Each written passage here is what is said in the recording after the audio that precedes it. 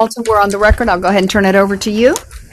Thank you. Thank you, Roxana. And I would like to officially open the Engineering Committee meeting for the Architectural Engineering Licensing Board for the State of Tennessee. The notification was duly published in accordance with all appropriate rules and acts, and statutes, guidelines, whatever.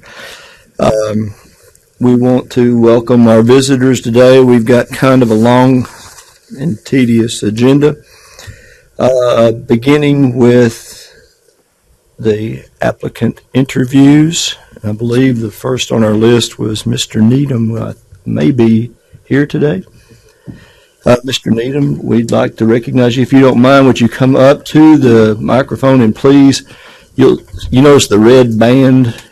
If the red band isn't on, they can't record it and hear you. So. Okay, not a problem. All right, my name's Jason Needham. I want to thank the board to let me present to y'all today. I'm requesting the review of my reapplication.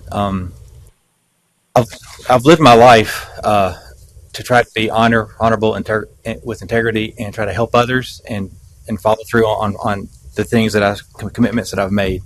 The past couple of years have been very difficult for me. I've learned a very hard and valuable lesson. And that lesson is that regardless of the means you go about to help people or to try to do the right thing, the way you go about it is just as important and is probably more important than the ends. And I made a terrible mistake, and I accept full responsibility for that mistake.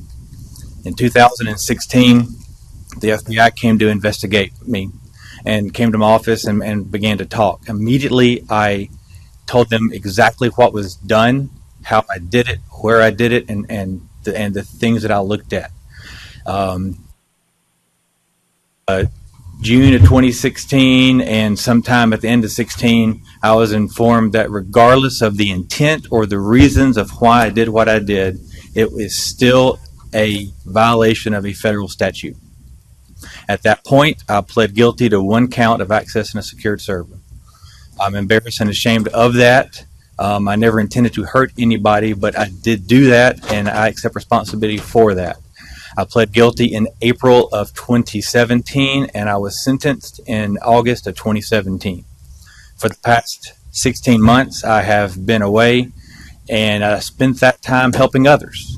I've volunteered to work in the education department and teach high school and college level classes to help and assist others to learn from my mistakes and to be able to better themselves once they get to a better position where I am today. So I want to, at this point, apologize most importantly to my family, because they're the ones that I hurt the most. I want to apologize to my colleagues, my peers, and to this board. And at this point, I will welcome any questions you might have of my actions, of who I am and who I want to be. And with that, I open it to y'all. Just very briefly, can you give us sort of a recap of your professional history, where you've worked and what you've done? Okay. When I was 16 years old, I was put to work by my dad at a firm. I worked there from 1989 till 2013. I started in the survey department. From survey, I did outdoor utility.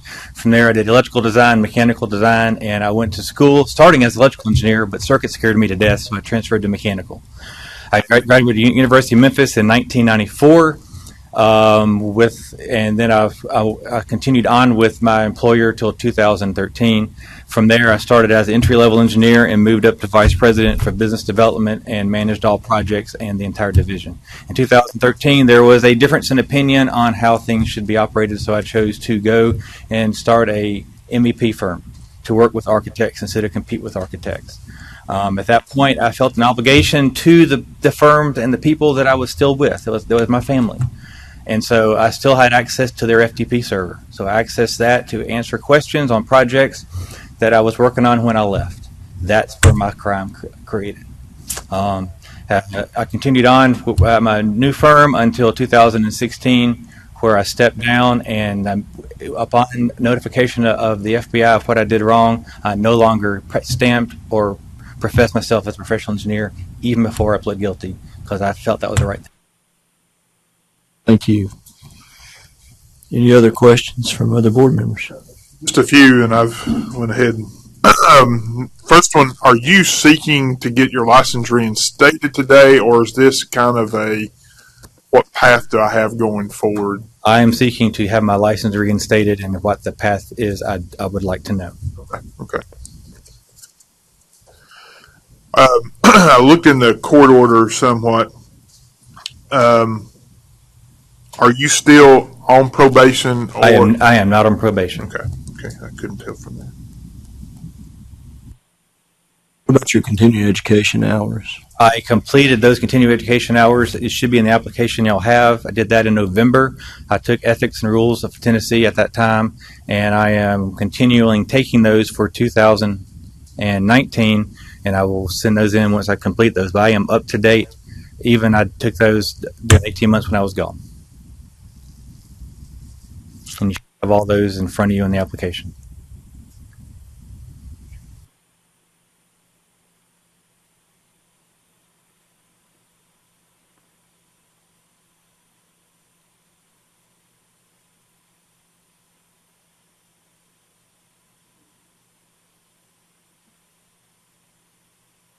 Questions?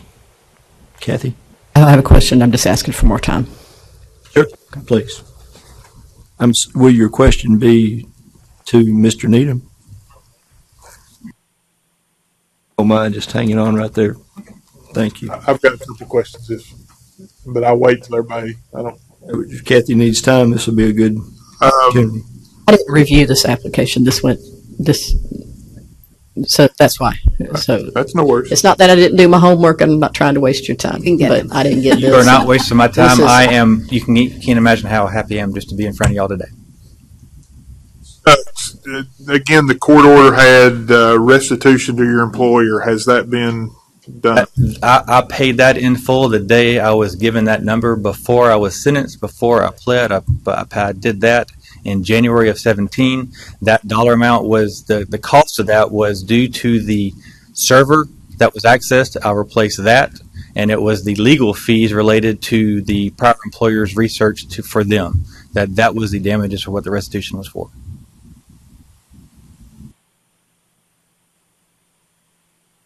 I do have a question now. Kathy? May I? Yep. Not to get into all the nuts and bolts of everything, but can you tell us the nature of the reason why you had to, in your mind, had to get to that server to get that information? Was it so unique and different and special and highly protected information, or was it? And I'm asking because we have server, all of us have servers. Was it simply a password issue and you got to information? Or That's it. That's it. it. It was just a single password that I already knew, and I used that information to access the information to look at past jobs to help answer questions for the clients and for the prior employer. Were you compensated to answer their questions? No, it was not. Matter of fact, I noticed we helped reimburse them on some bills that they couldn't get paid for. Else contract we had to pay for it, but I used that information to. Your motivation was? I felt an obligation to the projects and to the clients that I left to make sure their jobs wasn't hurt or damaged in any way. Were they still clients of your previous firm? Some of them are. Some of them I don't know. So Were there questions as clients of the previous firm, but you had been their primary contact, Yes, sir. and they were reaching out to you because Yes, sir. they felt like you could get access to the information? sure. Yes, sir. Okay.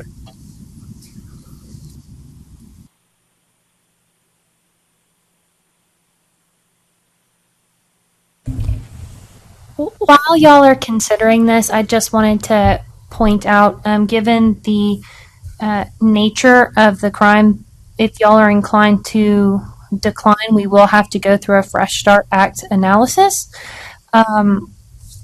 Also, because I believe this applicant has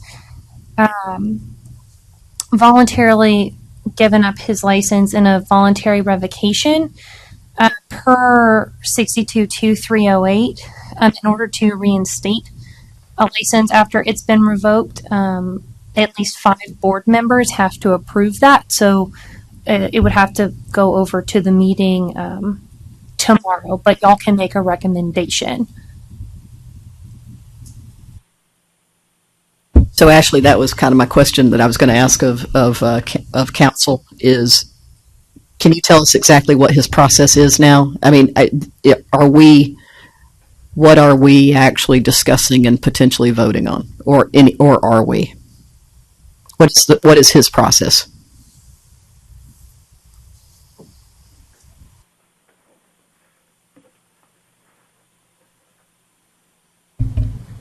That depends on what y'all are inclined to do here. Like I said, Let's will let's require. do it both ways. If we were inclined to recommend reinstatement, what do we do? And then if we were inclined to do the opposite, what would we do? If you were inclined to recommend reinstatement, you would have to move to recommend to the full board reinstatement, and then it would have to be brought before the full board because, like I said, per the statute, in order to reinstitute or reissue a license that has been revoked, at least 5 board members have to approve that reissuance per 622308. As for the other, like I said, we have to go through a Fresh Start Act analysis. Like we did last time? Yes. Can you just tell us can you tell us what those categories are? I don't want to go through the entire thing. I know we did it last time and it was an experience. The Fresh Start Act analysis? Can you just tell us, there's 7 questions, right? There are 6 factors Okay. with the Fresh Start, and I actually printed out the 6 factors for y'all, so you have Perfect. it. Well done, Ashley. Thank you for that.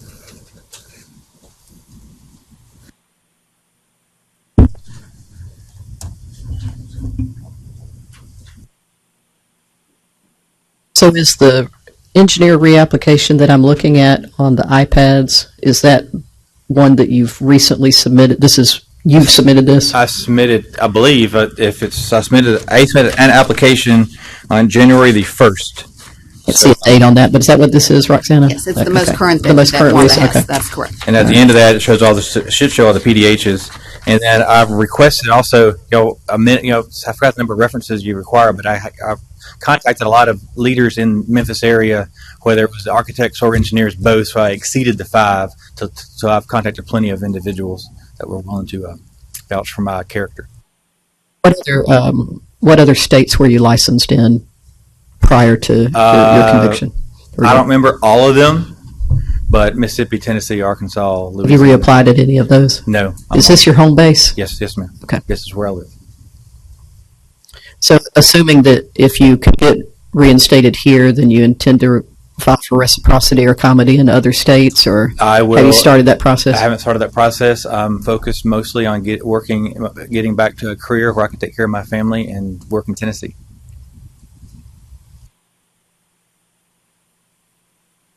Saw where there was a state of Arkansas had a consent order with you. Is that what I saw? I glanced through it. I'm sorry. Maybe I'm wrong. I don't remember that, but basically each state, I gave up my license to each state at the end of the day. You voluntarily gave up every all of state, them? every Okay. All right. Arkansas, Mississippi, both. Yeah. The same thing, pretty much. Okay. And we've got Ricky still on the line. Yes, I Ricky, didn't know you if he still had there? any comments. Ricky, is this Oh, the so he one? I recused think he himself. did recuse himself from this. I'm recusing just being so close to the situation.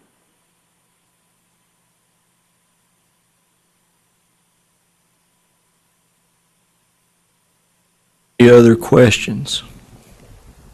We'll note that I did review the application, and there was some insightful comments on the references. All the references, obviously, and this is not going to come as a surprise. Integrity, character, and reputation were average or below average, which that's understandable, right? But every one of those references that even had some hesitation on that said we all messed up, right? And so, And recommended second chance? yeah, and that was something that when I looked at this, I thought, well, that's the other people that have been around you, obviously, more than anybody in this room. And so I'm going to go ahead I'll look at this fresh start factors, and I know I got it, and I'm not trying to circumvent that or do any of that. But when I look at all these factors, the two things that cause me a little is just a length of time. Did you not get one? Right there, Right there in front of you. right there. That's okay.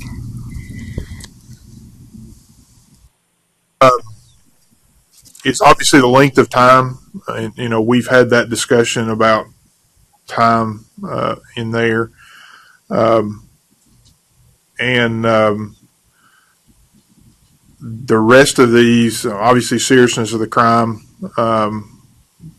is part of that too. But I'm not sure how to weigh all that. But I would, per the Act, when we go through this Fresh Start Act analysis, all factors must be individually considered and weighed. I understand. I'm just, but if you look at them and say, which ones of these am I going to be making? But I'm going to go ahead for purposes of what we're trying to do and make a motion to approve the applicant. I have a motion. Is there a second?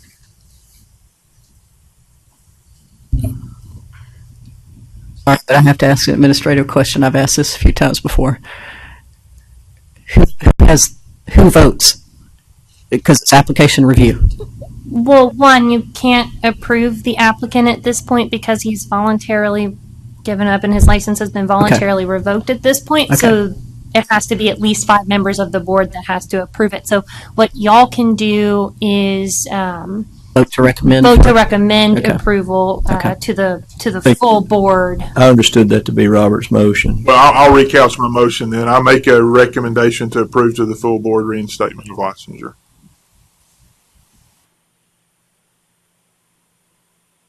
I have a motion and a second. Is there any additional discussion?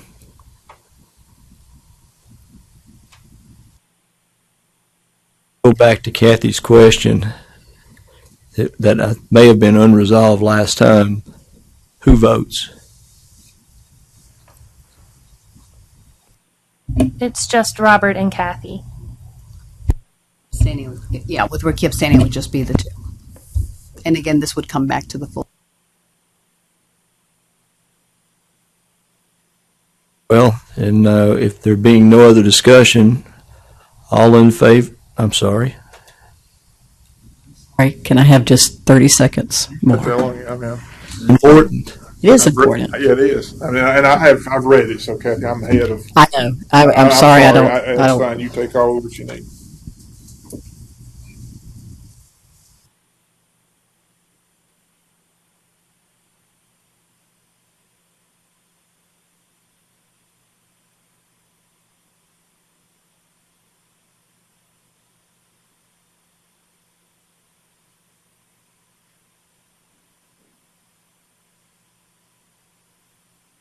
Okay, I'm ready. We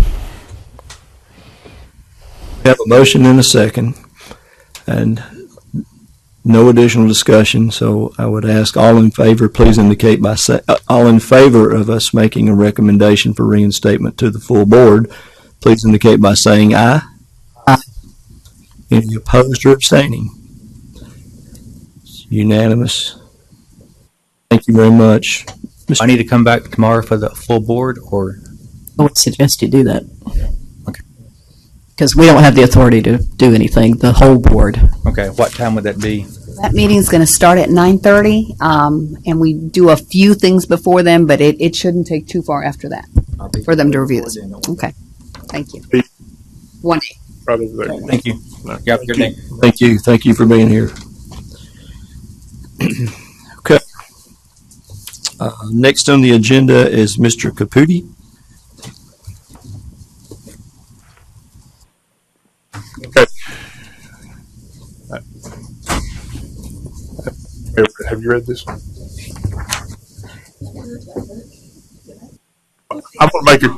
I ask a question before we go on. Yes.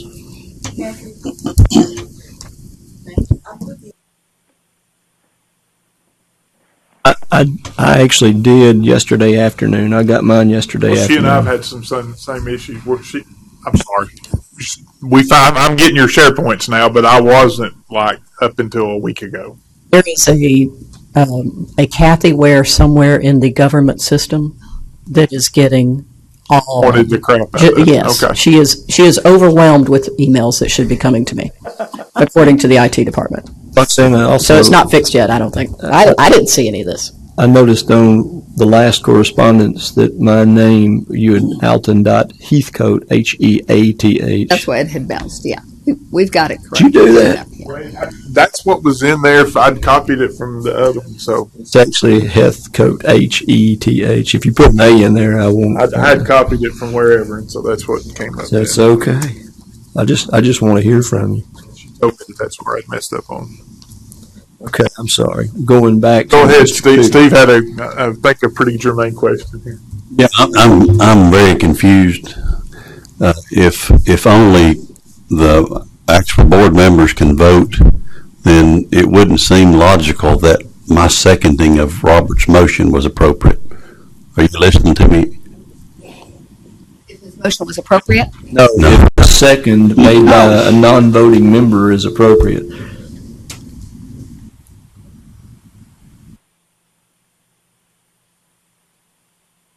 You know, historically, all committee members have voted. It's not a board member. It's not a board constituency. It's a member constituency.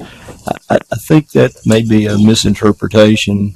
That historically, all committee members vote on every issue. Is there been a ruling or some opinion that associate members do not vote, even at committee level? I wouldn't be the best to answer that because the last time we addressed it, we kind of referred back to historically what have you done, but then I believe at some point because of the different ways for the voting versus non-voting, that's where it was concluded that on certain things they would be different. I would agree with that at the board level, but certainly not at the committee level.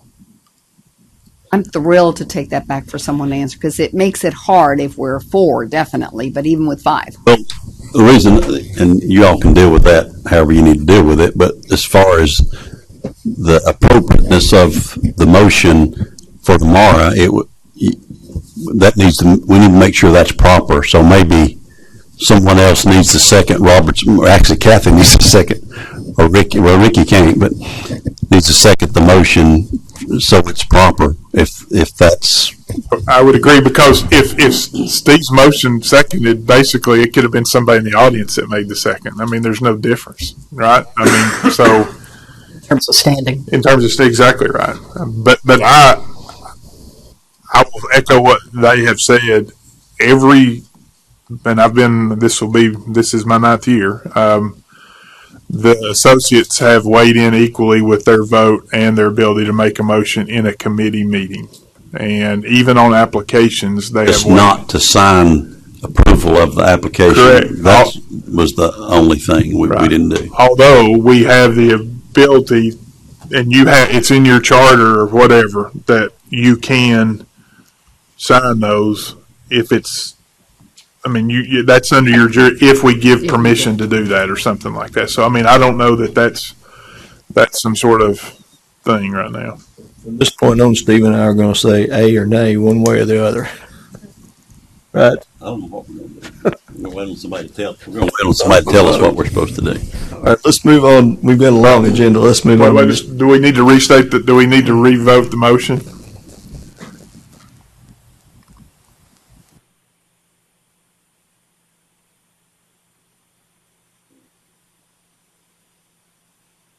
Can I ask, before you answer that, has some legal authority rendered an opinion that at the committee level, we Not cannot? last meeting, but maybe the one before where we had that split in the decisions. That's where the question came up. And I think at that point, as we went back and kind of asked. And so that the interpretation at that moment based on it coming up was, because I too, from my first meetings with you all, watched everyone vote equally. I mean, it just seemed very common. But when that came up and the question came up, the interpretation and the response was they're non-voting members, therefore they wouldn't. So I think we'll readdress and create that distinction between the committee itself, where your goal is to together vote and deal with the applications and so forth, versus the full meeting.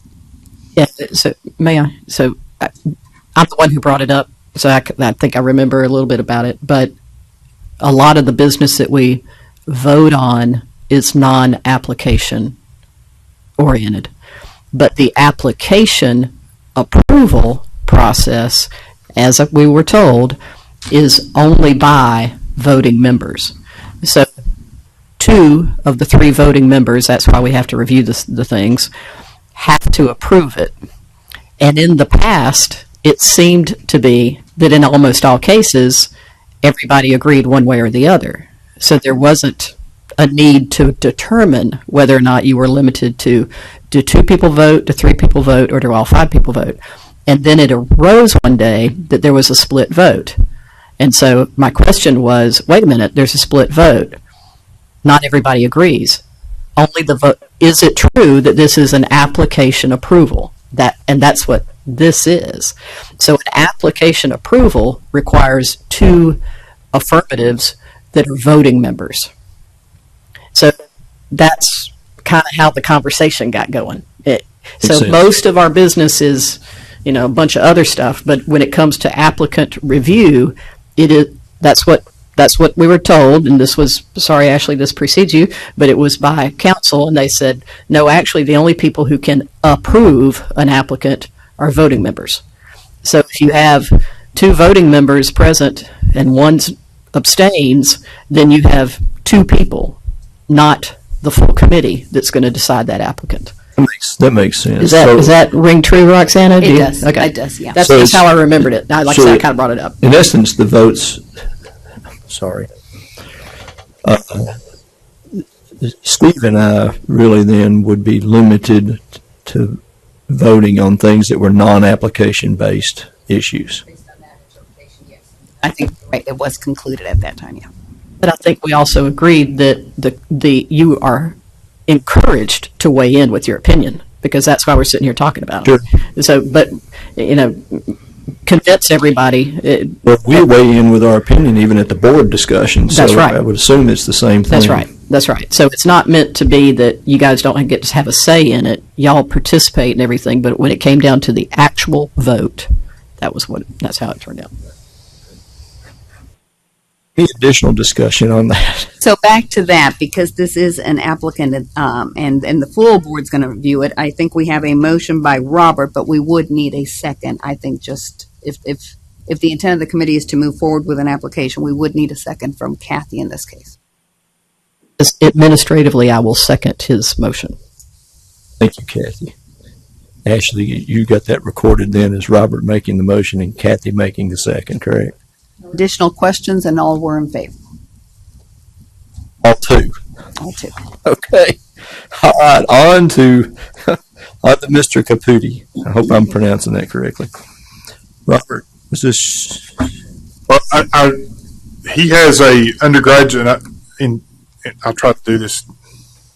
Undergraduate in technology, but he's got a master's in environmental engineering. Which is ABET accredited. I think some of the confusion is that the environmental and civil engineering program, undergraduate program, were combined. And I believe in our previous iteration of the master's degree law, it said that the undergraduate program had to be the same as the master's program. So if you had a master's program that was geotechnical engineering, then your undergraduate geotechnical engineering program had to be ABET accredited for that equivalency to occur. But when I look at what was on the books right now, which is the new law that sunsets in 2019, It just says a person who holds a master's degree in engineering from an institution with ABET accredited engineering program approved by the board as being satisfactory standing and with a specific record of 20 years or more of progressive experience on engineering projects of grade and character that indicates to the board that the applicant is, and then the rest of that's. But it doesn't say that you have to have, as long as you've got a master's and the underlying, it doesn't say that the underlying engineering program has to be the same ABET accredited. If that's, I think that's right. So I don't see any reason why he can't be licensed because he's met the 20 plus years that the law says. He's got a master's of engineering. Again, that's what the law says for this. And just because he got his master's in environmental engineering and the undergraduate is civil engineering is what is accredited. And a lot of universities, environmental and civil engineering are actually combined. And I don't know that there's a huge distinction there, but our law doesn't say you have to get a master's in environmental and the underlying one has to be called environmental engineering, the underlying undergraduate degree ABET accredited. So I don't see any reason why we can't license this individual. Now, that may have been the understanding in the past because the other master's law that sunsetted, 4 years ago, maybe 3-4 years ago, may have been written differently to where those two had to line up, but I don't see that in this law. So my motion and I won't make a motion yet, but I don't see any reason why we can't approve him straight up. I just wanted to make sure because when John was here, I asked him about it, and he was saying that it was the same, although it's not written. So I just wanted to make sure before. This new one there's no distinction in the two. Does that make sense to everybody? Robert, I read that present statute the way you read it, and I agree with what you're saying. It doesn't pin it down to say it's in the same discipline. So I would make a motion that we approve the applicant based on that law or that statute and give him his license. We have a motion. Is there a second? I will second. We have a motion and a second. Kathy, do you need additional time? Oh, but okay. No, I'm good. Go ahead. Speak now, forever Oh, hold your peace. no, please proceed. Okay, very good. We have a motion and a second. No additional discussion. All in favor of the motion, please indicate by saying aye. Aye. Unanimous decision. Ashley? Because Ricky is on the phone and participating by phone, we need to have a roll call vote on every vote. We didn't have to have it on the last one because he recused himself, Right. did not participate. Vote. Okay, well, let's by roll call vote then either assent or agree by saying aye or disagree by saying nay. Robert Campbell. Aye. Kathy Ware. Aye. Ricky Bersai. Aye. Unanimous decision. Okay. Thank you all. Next is Mr. Robert Lubbers.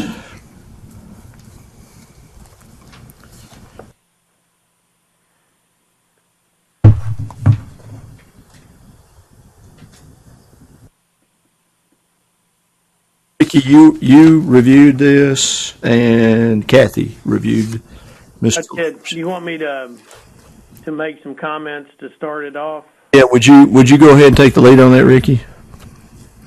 Okay, so this is a comedy applicant, and there are some past complaint history here, and there are two of the states, due to unlicensed practice, forgetting to reapply or not realizing licenses had been expired and continuing to practice. And those are in two states, New Jersey and Delaware. And then Colorado has some discipline due to what happened in Delaware.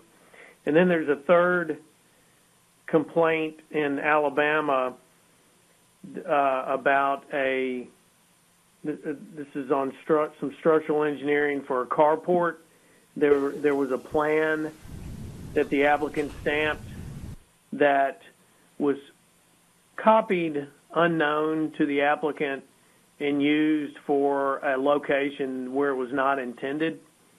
And the Alabama found the respondent, was disciplined the respondent, this applicant, because the carport plans were not identified for that specific job and for that specific site with a date. So it was kind of a stamping discipline. And so I just felt like we needed to discuss it. I did not circle approved or disapproved. It's just it's a flag to me, the pattern here that I wouldn't have felt right not bringing it up for discussion. And in that, is there a pattern of maybe this person being registered in enough states where they can't keep up with it? But what happened in Alabama is different deal where it wasn't recognized, just the care in that when you put out some document with your stamp on it, that it's got to be identified project and site. So I just wanted to have the conversation. Do we feel comfortable with this person being licensed in Tennessee as far as the public's health, safety, welfare? And I think all of the references were positive, and this person has a lot of experience. So that's kind of my initial comments.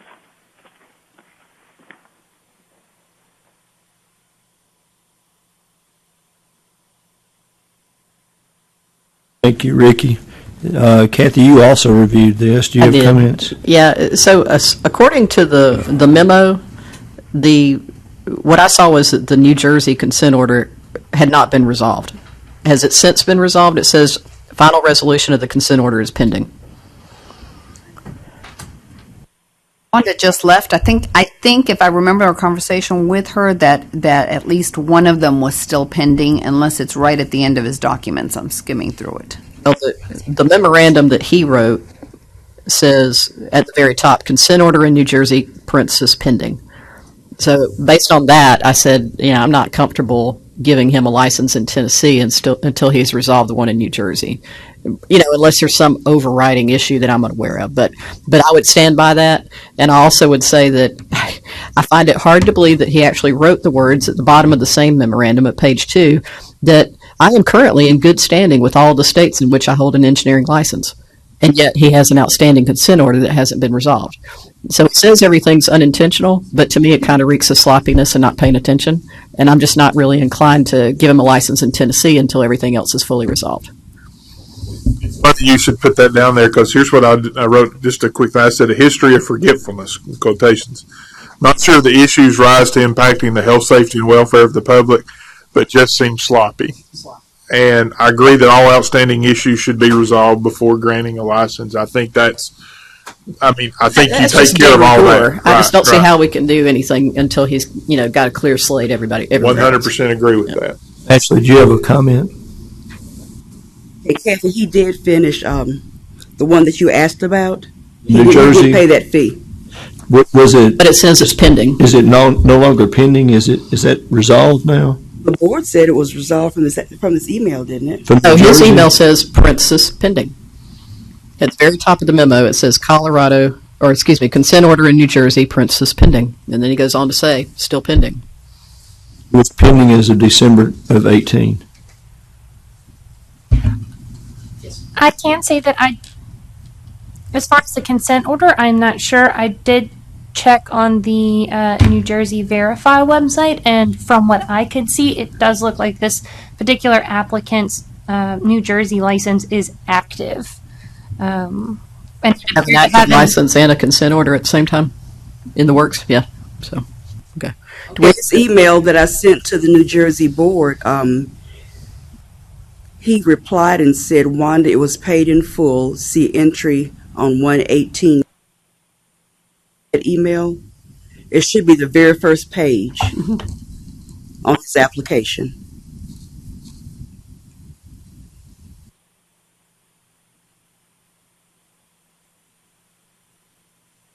Okay, so my question is, has his consent order, have we confirmed independently that his consent order has been resolved? This does reflect the payment of a fine. However, that doesn't address my question. Do we have an answer to that I question? thought it was one and the same. I don't know. That's why I'm looking at Ashley. We can contact the board office. That way, if Wanda can check directly with the office to make sure that they've closed it and consider it resolved, since his email says it is, that way we can check, and then we can come back to this one before we wrap up the committee, if that's okay. That's fine. I'm sorry, I just thought that was one and the same. When he said it was paid in full, then I just thought that meant that everything was fine. Well, and it may mean that, but honestly, that's not what he said. So the only information that we have from him says in his memo, consent order with New Jersey, parenthesis pending. And unless this is from the board. This is from the executive director. I hear you, but that's not what's in his application. One of the things, though, in his application, I think it was dated in 2 months ago or 2.5 months ago. And what was the date from the executive director? March 28th. And they sent a financial breakdown, the second page on his application. If you look at that top, it shows the penalty was not paid or hasn't been paid as of 1/16/19. That could have been done and therefore resolved by now. I agree with both Kathy and Robert's assessment that if he's still got something pending that's unresolved, we need to at least wait till it's resolved in that other jurisdiction. Can we get a verification? Don't we usually get a copy of a consent order when it's closed? I mean, that's the thing, that don't we get those in the packages? They actually say consent order, blah, blah, blah. I mean, it gives some kind of legal document. Is the payment of a fine exactly the same as closing a consent order for Tennessee? I'm just curious. No. Okay. Thank you. That's a good wind-up, Ashley. In anticipation, again, we'll let Wanda go back and verify that this actually is closed by the state of New Jersey. But in anticipation, if it is in fact closed, would we make a motion then for? Yeah, I'll go ahead and make a motion that we approve the applicant pending verification of closure of the consent order by New Jersey or any other jurisdictions listed. Does that sound? I can second that. We have a motion and a second to that effect. Any other discussion?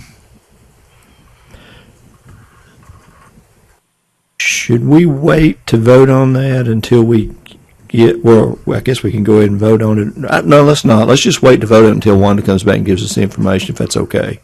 I guess. Okay.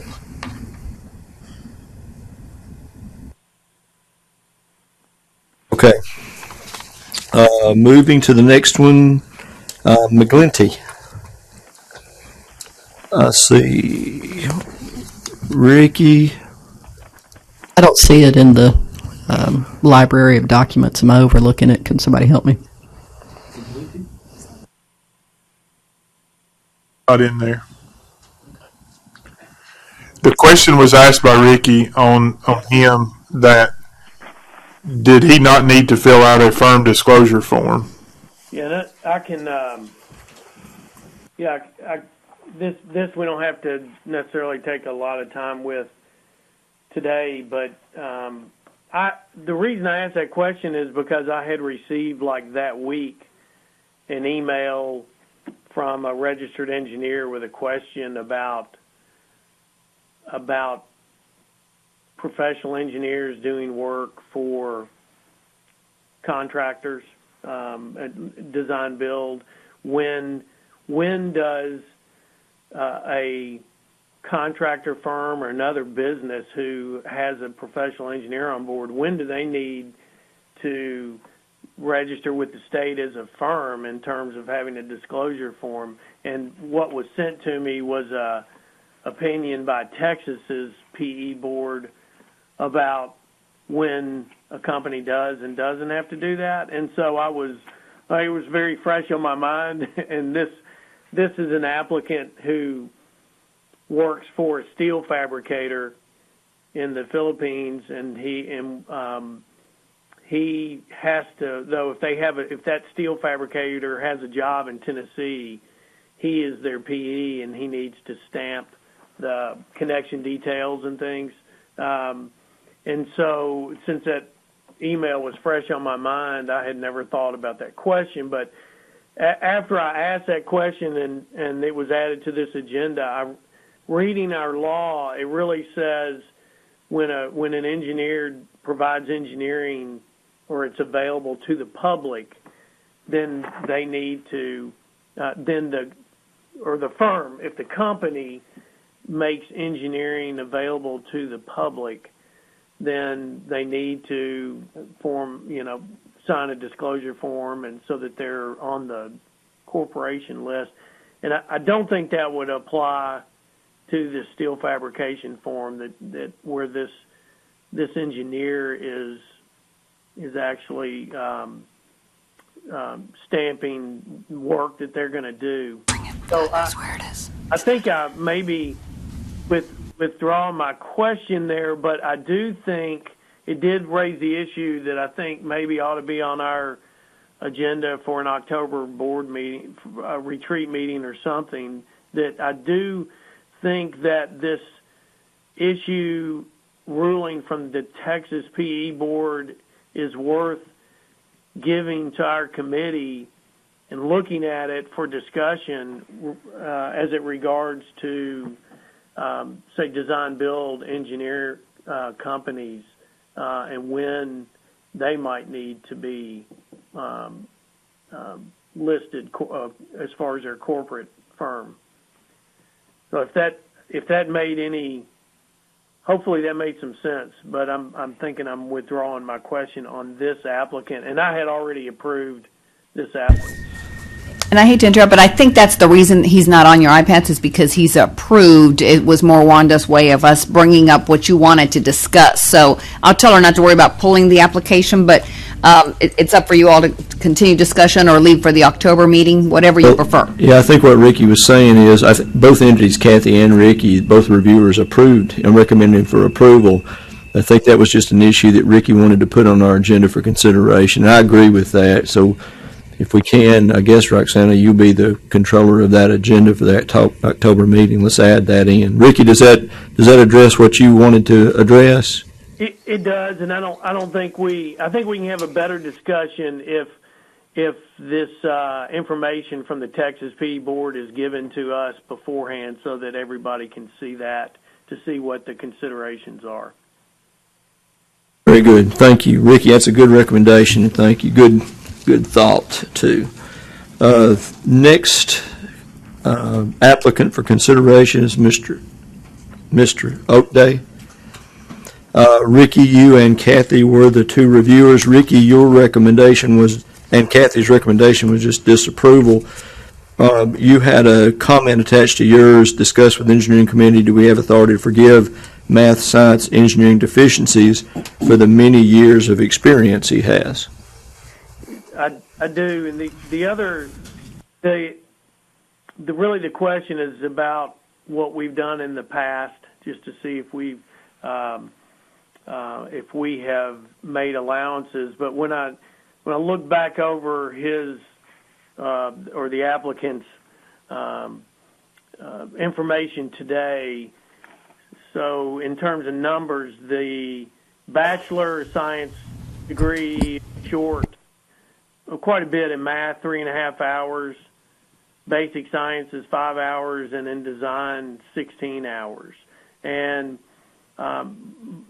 graduated with bachelor's in 1976. So there's a lot of years of experience. In addition to that, there's a master's degree in 77 and a PhD, the master's and PhD, both in engineering in 1980.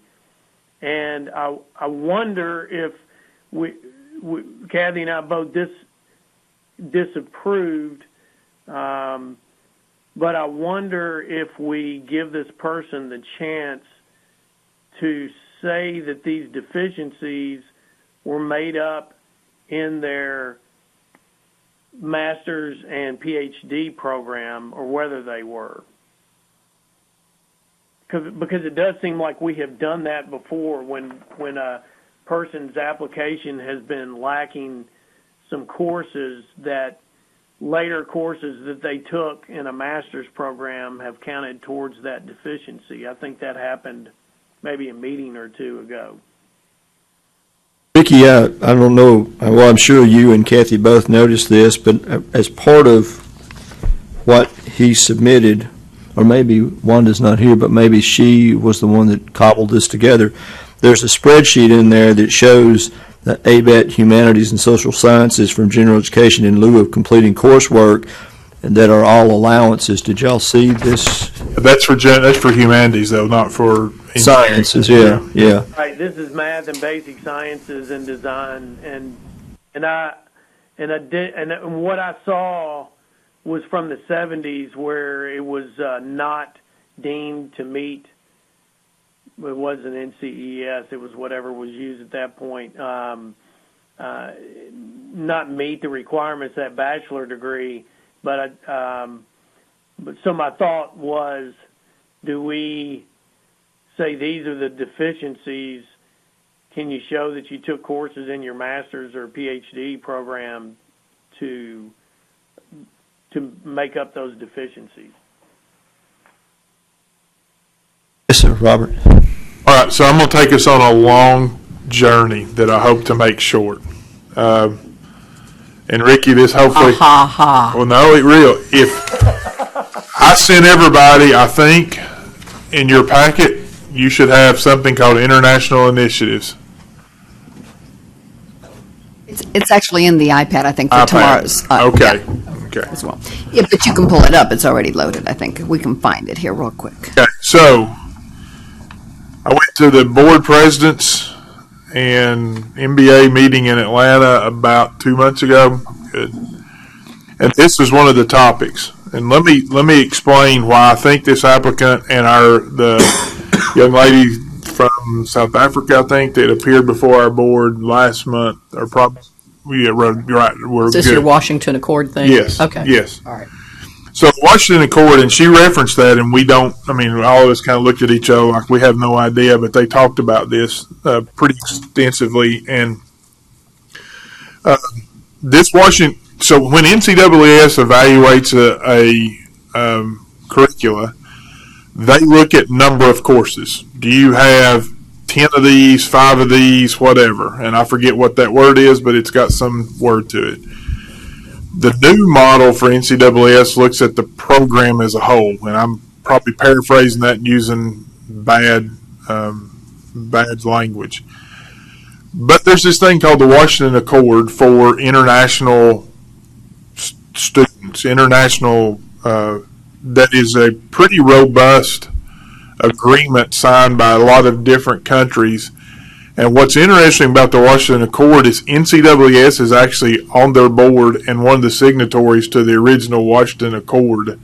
So NCAAS, the group we subscribe to get all these evaluations and things done, are also part of this Washington Accord. And it goes through audit processes similar to what NCAAS does. So every few years you come up for reevaluation. Your country's programs, your country's educational programs come up to be looked at. My opinion, based on everything that I got to see, is, and here are the members. Well, I'm not going to read all the members. Australia, Bangladesh, Canada, Chile, China, India, Mexico, Japan, Ireland, United Kingdom, South Africa, Russia, etc. It appears to me that we are part of an organization in NCAAS, or that we rely on to help do things, that are part of this Washington Accord. It was in 1989. Autonomous self-governing, establishes equivalencies, 6 founding signatories, of which the United States ABET was one of those. So ABET, which again, we say they need to be ABET accredited. And I may have missaid that the NCAAS has a seat on their international board. But ABET was one of the signatories of this, and we say our people have to be ABET accredited. So to me, it seems kind of disingenuous to say if ABET's on this board, then we're going to say they don't meet ABET accreditation, but yet ABET is signing off that says that anybody in this Washington Accord is there. A couple quick things. I said every 5 years, signatories periodically reviewed every 6 years.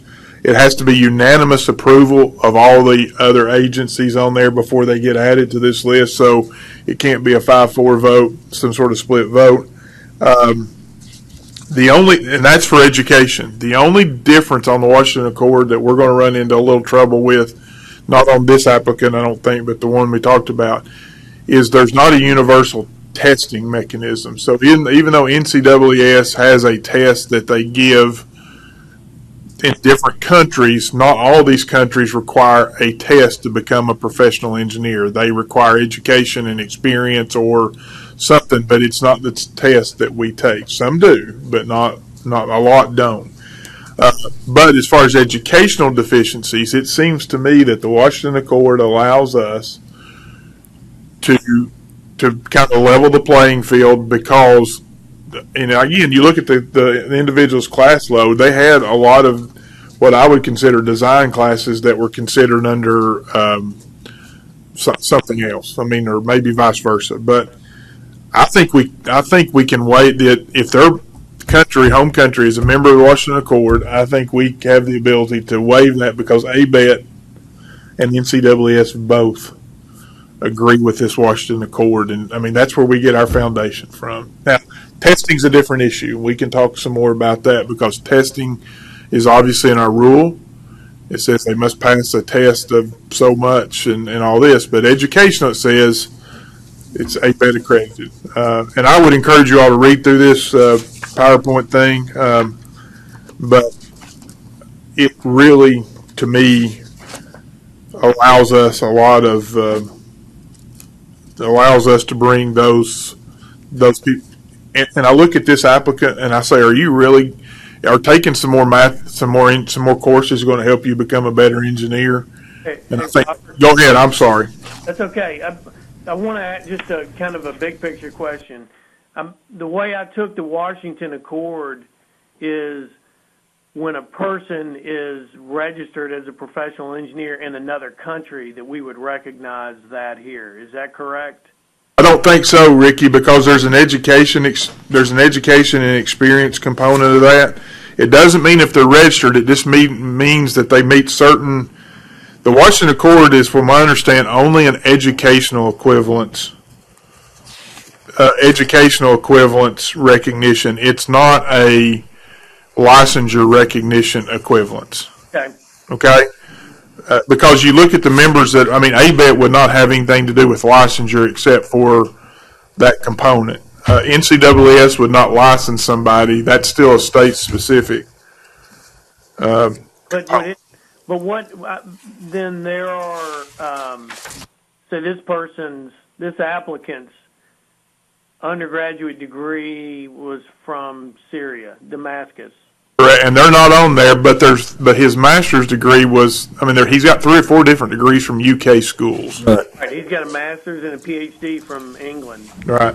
And so does the Washington Accord, it wouldn't say just any degree, there wouldn't be any degree wouldn't necessarily meet with our approval. Would the certain degree program have to be like listed in the Washington Accord, or how do we distinguish when we see an applicant?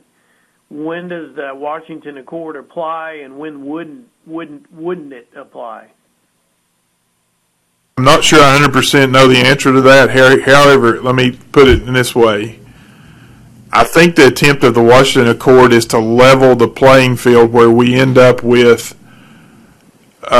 certain courses taught at a high school level, maybe in other countries, or the flip side of that. So my understanding is, you ask a great question, but I think it's at a bachelor's level that they look at this, although I don't know that that's 100% accurate either. But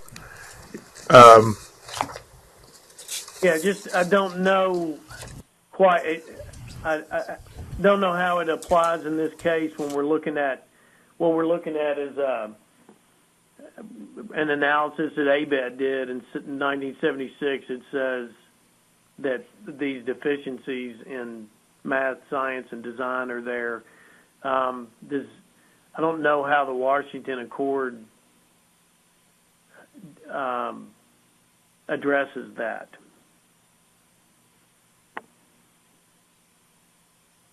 well, I mean, I think it does say that the educational part is equivalent. Now, we can argue over whether it's at the bachelor's level or the master's level or the PhD level. But Robert, should we ask Ashley to look at it and tell us what is equivalent from a legal standpoint? we can, but I don't know that we would have I mean, the Washington Accord is, I don't know that it's, we're almost needing to get somebody with an education background, no offense, but, because it's an educational equivalency document is the way the way it was presented to us. It says in here that if they have a what's called an IRPE designation, International Registry Professional Engineer. So if the IEA gives them the IRPE, then they combine that with an NCEES record. It's page 42 of 43. It's at the very end of that document in the package, which, by the way, is at the top. It's not in tomorrow's material. It's a separate document. I think it's the second one from the top. It says email NCEES info. But page 42 of 43 basically refers to their international registry. So maybe they go through that. But I'm just saying it seems like that's something that deserves a lot of research. And maybe even Ashley could find an educational expert who could help her with that. But rather than us trying to decipher it, let somebody, I don't know who gets paid to do these things. Instead of us. I mean, I don't know. Again, I just thought we're looking at educational equivalency. And educational equivalency, the Washington Accord seems to allow that because it's strange that ABET is a signatory and has been from the beginning.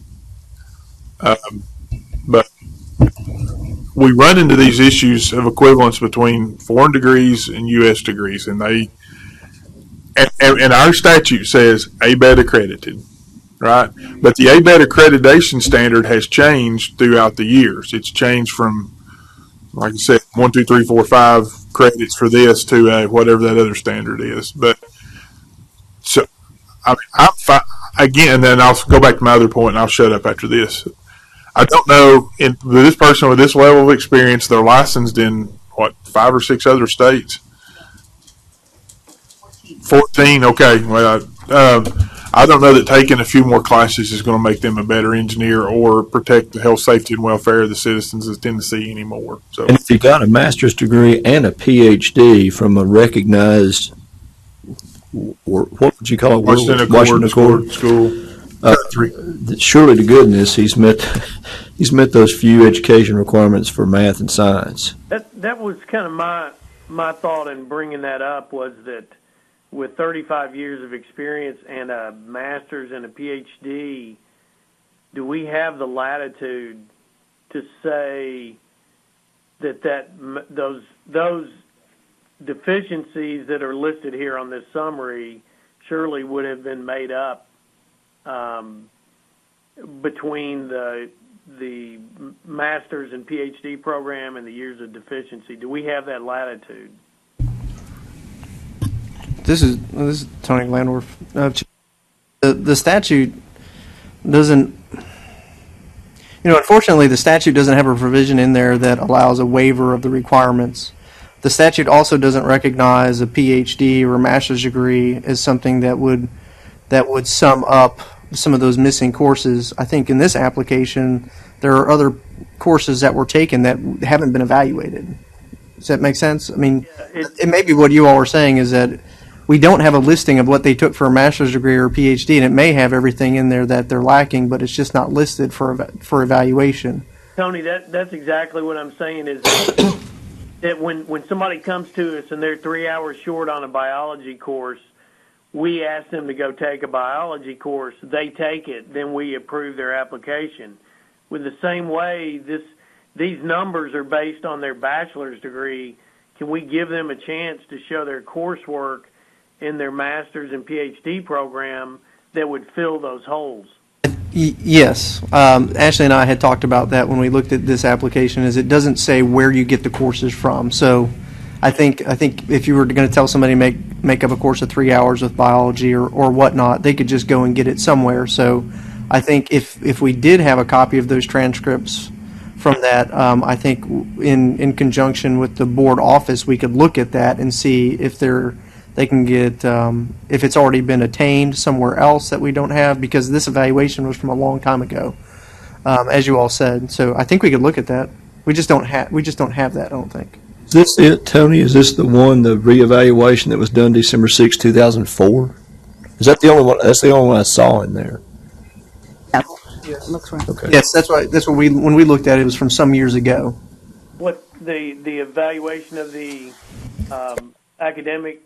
Yes, Ricky, that's the one that made the recommendation that he was the apparent deficiencies are in the areas of basic sciences, humanities, social sciences, and engineering design. Do you have on your iPads? Do you have the application handy? Yes. Look at page 47, if you would. See if that's the same. I'm looking at page 47.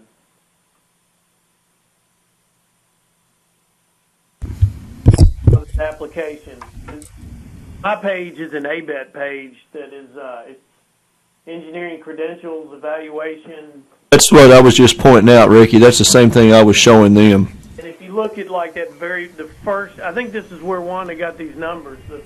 The first is mathematics and basic science, and it shows that what's been earned is 12.5, and what is required by ABET minimum is 16. So that's the 3.5 in basic sciences, in math. I'm sorry, and then the same in basic sciences, and then the same in design. That's where those numbers, I believe, came from, and That's correct, Ricky. That's where I got them. And so that's really all we have to work with. And so my question is, in the past, we allow people to take courses after the fact to fill deficiencies. Might they have courses they've already taken? And I would think they may. This person may have taught courses that would fulfill the deficiencies.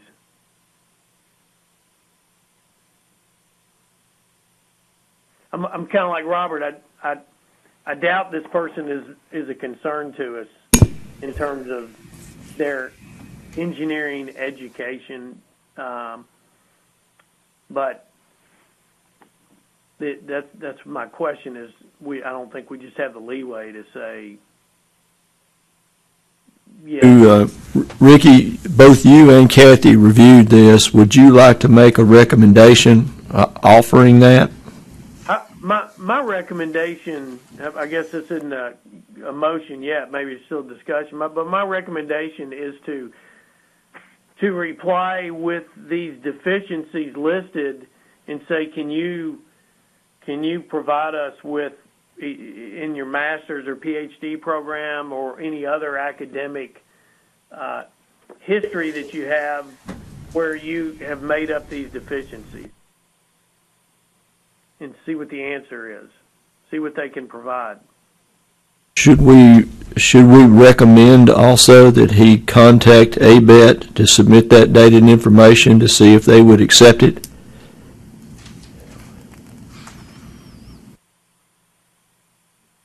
That's a good question. I wonder would NCEES be a better?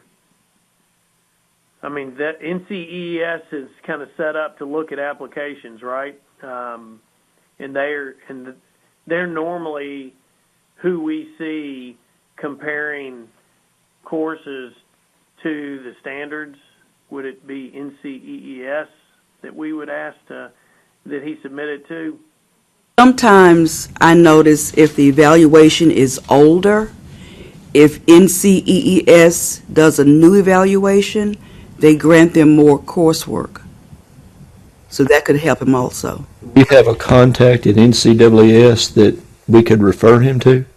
Well, he just has to go to the credentials website there. Can we advise him Yeah. to do that?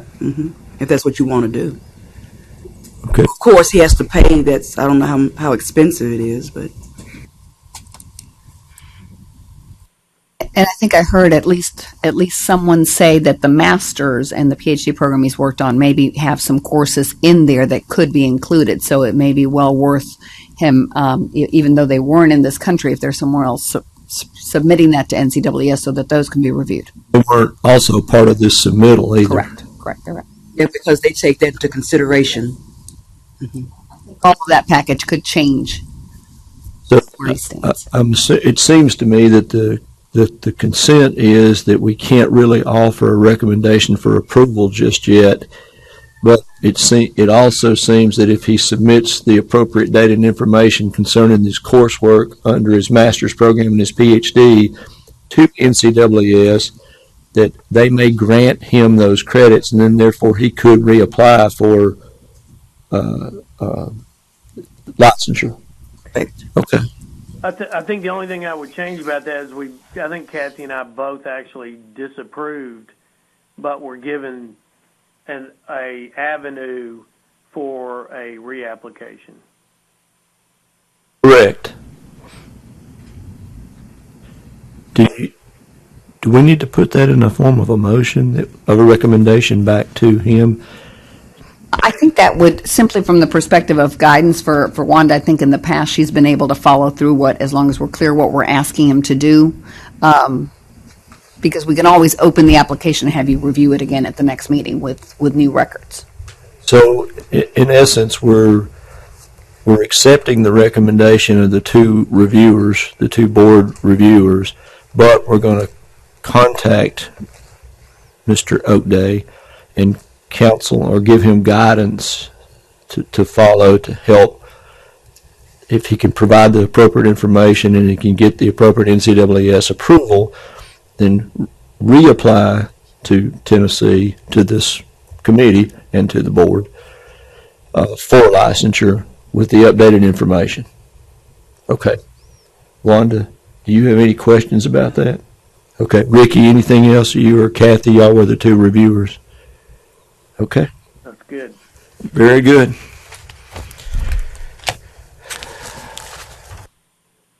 Next on the agenda is Ms. Daus, who I think we reviewed during the last session. Is that correct? Robert and Kathy both disapproved, need more prior experience or specific work on engineering related related work. And I remember this discussion. Robert, you and Kathy remember the discussion from last time? Yeah, is there any new information, or is this just exactly the same? Exactly the same as Yeah. last time? Okay. I I didn't see anything. I just want to make sure I didn't overlook it. Thank you, Wanda. Reached out just in case they were able to provide anything, and I think that you all have the form in paper regarding our breakdown of experience. To clarify, we don't have anything from her. This is an intern. You're referring to this document? Yes, Okay. our form. Okay. Since we're Nothing being over- recorded and people are looking at it, I want to make sure we know what document. It's what's on the website, yes, but this way we decided to print it just to have, and no, she was not able to give us anything new or different. Roxana, did you distribute the policy on the website about that's entitled intern engineer intern certification at the top. Yes, sir. That's what they've got in their hands. Yes. And you have access it through the website? I have it all. I Perfect. have the website, I have hard copy, I have everything, right? Perfect. So we've all got it. Thank you. I have not had a chance to review this document. Kathy or Robert, have you reviewed this? And would it change your recommendation?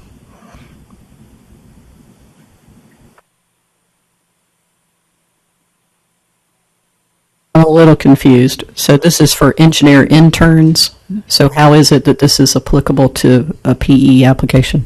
Look down, Kathy, on that first column and left, you see a bold.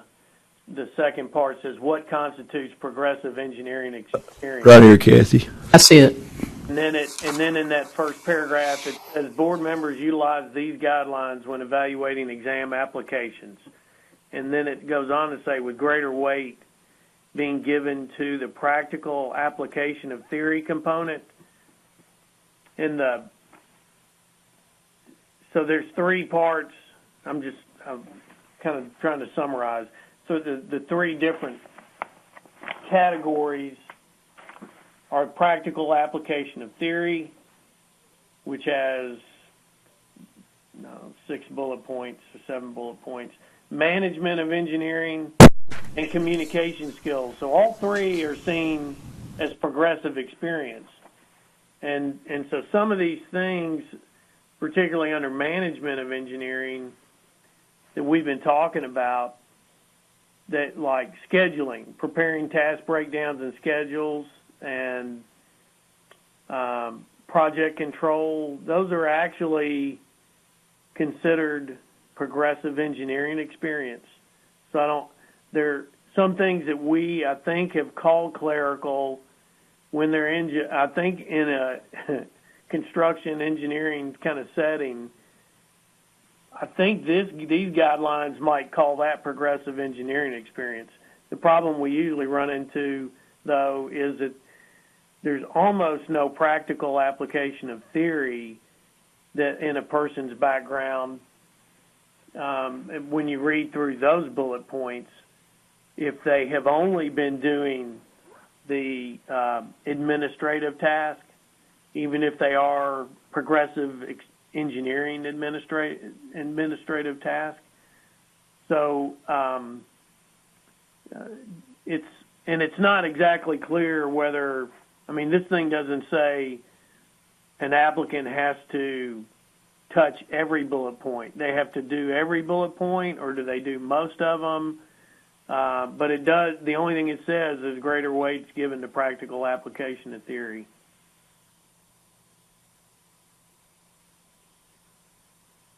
But even in practical application in theory, like the second to the last bullet point is time in the engineering process, difficulties of workflow, scheduling, etc.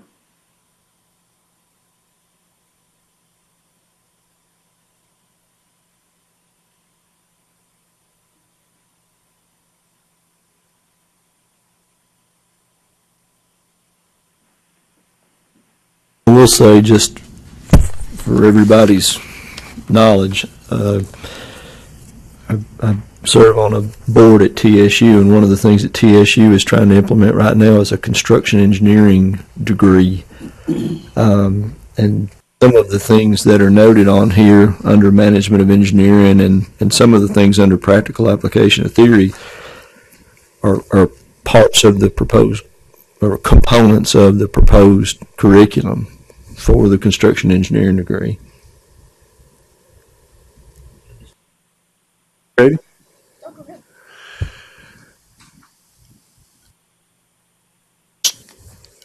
I will generally speak to the applicant, and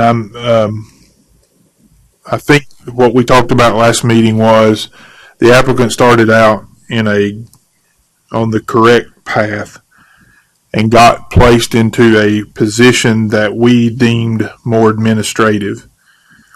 Let me explain, I think, a little bit about the difference when I look at all these categories. And again, this is a document that's derived from NCEES, so it's a nationwide group of engineers that have come up with this. Tennessee's modified some of this to give some better guidance to applicants, because you're exactly right. There are a lot of these that are construction related, and I will agree with you.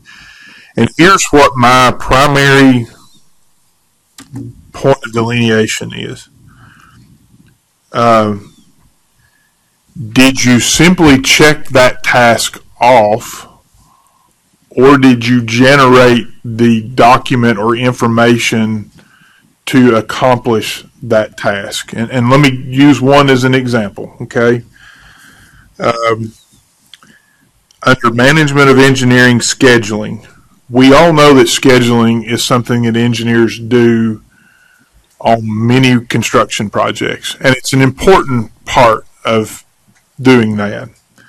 However, there's a difference between looking at a schedule and determining if someone is on schedule versus creating that schedule with all the different components that make up that schedule.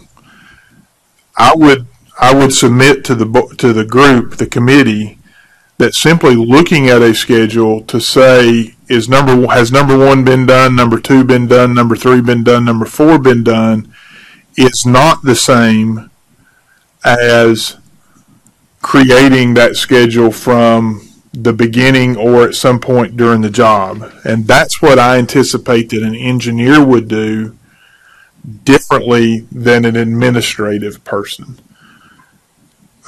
So I am totally on board with construction and construction engineering and what construction engineers do or other groups of engineers may do.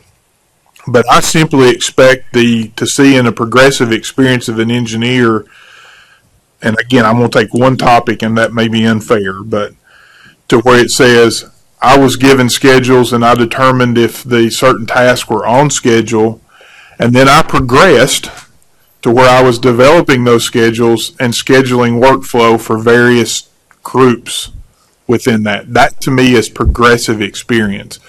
When I see repetitive tasks for an extended period of time, that does not indicate progression to me. That indicates that, and when those tasks appear to be checking boxes off, that does not. So my advice to the applicant would be explain to us on some of the tasks that you've listed, whether it's change orders, whatever, how you generated information to create those documents to be used by others, or created those things to be used by others, as opposed to simply just,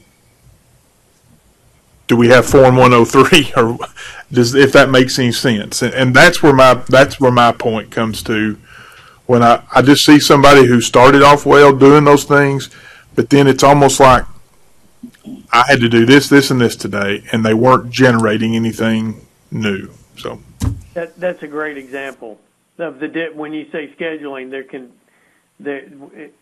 there's two totally different things. Just looking at somebody else's schedule and you haven't come up with a schedule. That was a great example.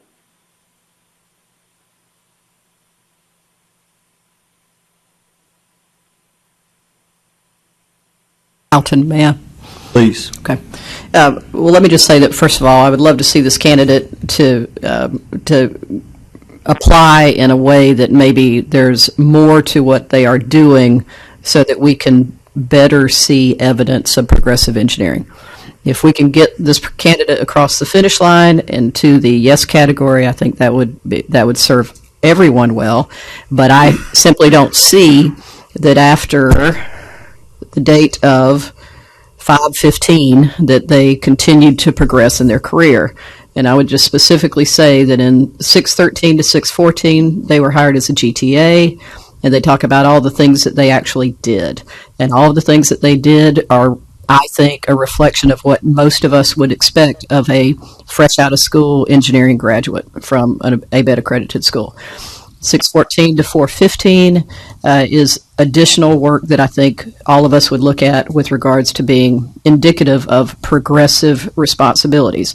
I reviewed plans, specifications, and contracts to ensure accuracy, and I calculated additional CEI information as necessary. She actually put pen to paper from what it looks like to me, and she was actually doing progressive responsibilities. When you get to the bottom of the second page of experience, starting with 515 to 218, is when it starts to deteriorate in my mind with regard to whether or not it constitutes progressive. She reviewed CEI invoices. She provided partial approval and submitted CEI invoices for payment. She assisted in developing the advertisement for on-call CEI services. She assisted in developing CEI scope for projects. At the bottom, developed work restrictions for projects and determined appropriate special provisions for TDOT projects, which is not, in my opinion, progressive. It doesn't constitute additional, new, and deeper knowledge or responsibility.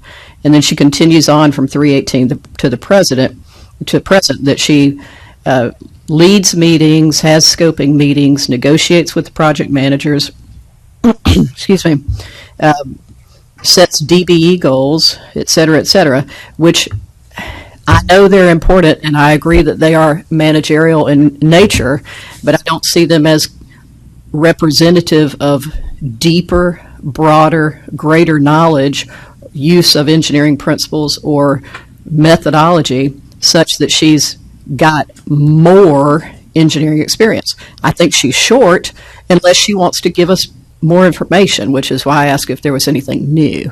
So although I'd love to see her get across the finish line, I don't see evidence that she actually has 4 years of progressive engineering experience. That's my assessment. And Mr. Chair? Yes, sir. I had to think of who that was just a second. Just to remind you, I'm still here. In the past, we used to maybe have telephone interviews with applicants fairly often to ask questions about what they do at their work and maybe dig some, maybe in a more complete way, get a feel for what their experience has been. Is this a situation where some kind of interview might be a way? Well, I mean, I can think of two recommendations: either to go back and ask your superiors to give you tasks that are more meet progressive experience definition that we have here, or we have a telephone interview to maybe we're missing something in the description here, or maybe it's not in the description, but actually she has the experience.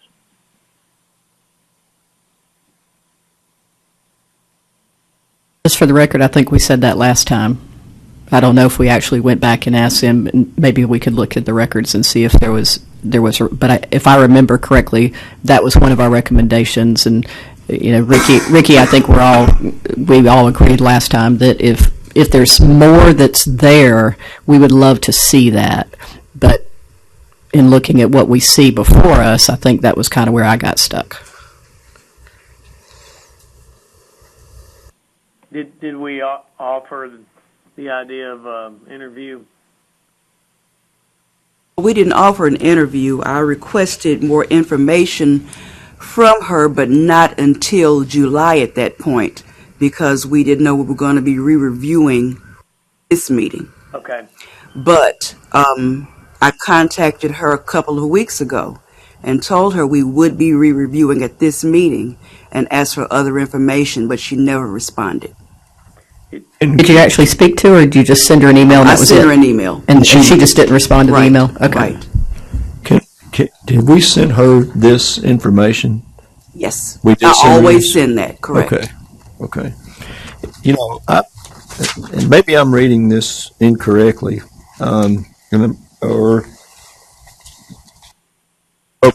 inappropriately trying to tie this together, but when I look at and I didn't have this last time, wished I had. It's helpful, and I appreciate receiving it this time.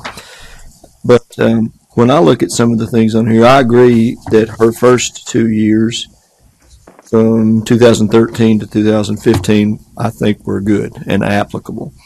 From 2015 to 2018, or actually even beyond, from 2018 to present, there are some things in there that she's included that I think almost directly correspond with some of the requirements or some of the notations in here for management of engineering and certainly communication skills. And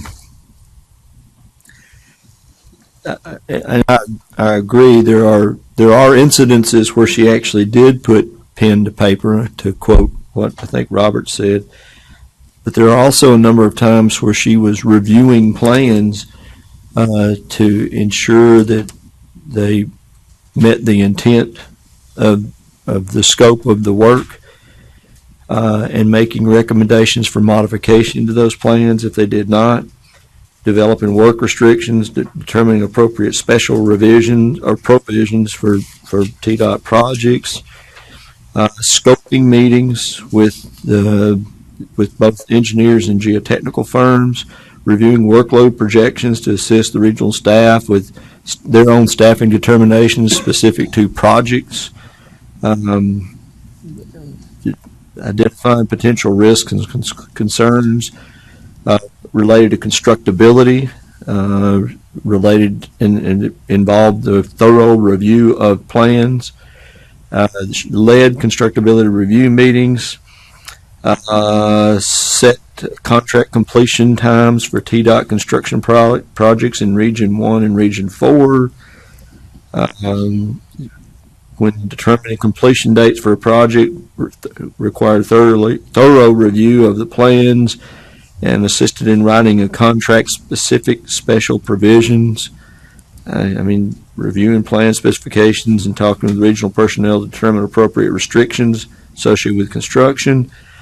Evaluate the necessity of supplemental agreements and developing an independent cost estimate and schedule for projects. There's a number of things in here that she's done from 318 to present and from 215 to 218 that would seem to me to correspond with some of the items that are listed on here. But, I would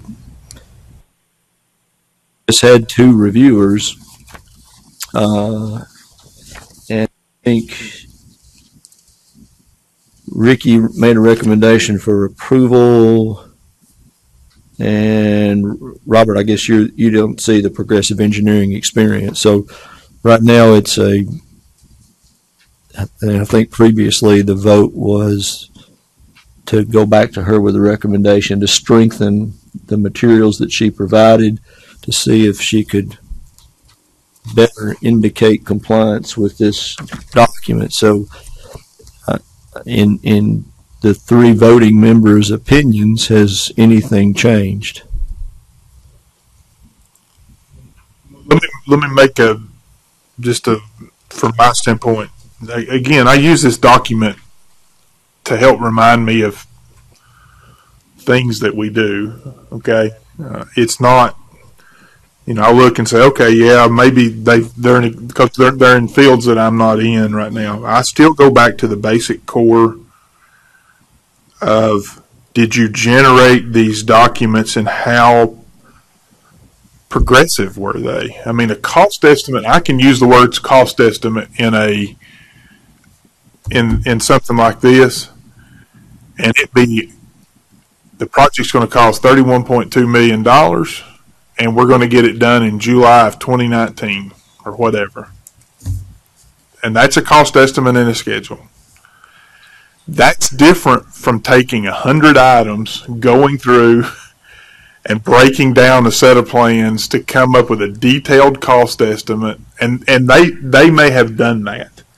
But when I read this and sort of understanding at that level what would be, I don't know that they were going into the details and saying, okay, item 210-04-30, there's 27 tons of that and going through what I would consider a detailed cost estimate, which is a progressive thing, and then looking at a schedule and instead of saying, okay, we need to be done in 3 years, and I'm going to make sure that they're different than going in and saying, okay, from March till June, we're going to grade out this, and then we're going to put guardrail in over here.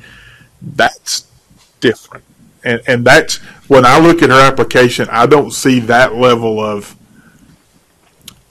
progression from simple high-level things to get into the nuts and bolts of what we as engineers, because now I'm going to make one last thing and I'll shut up. I'm still going to recommend, and I'll if I need to personally contact the applicant or the applicant's whatever, I'll do that. I don't, that doesn't matter, to kind of talk them through some of this. That's fine. But a manager of engineering doesn't have to be a PE, doesn't even have to be an engineer, right? They're just making sure the trains are getting there at the same time. They're making sure that the number of paper clips have been used or whatever. That's different than management of engineering, and with an engineering focus to it. And I'm not, I agree I'm not with that, comfortable with but I that do. now. Well, again, we read them differently. I do see evidence that she actually managed engineers in an engineering capacity, technical related issues. But I want to go back to something Robert said. I don't know what the appropriate protocols are. I mean, can a board member actually reach out to an applicant to say, can you strengthen this or add this to your application? I think the concern that I would have with that is we'd have to reach any applicant, all of them, if we did that. So I think instead we're given guidance for the office to send them a letter or an email, communicate with them again on what they need to do next, strictly based on the meeting. We also always point to the meeting if they want to watch as well.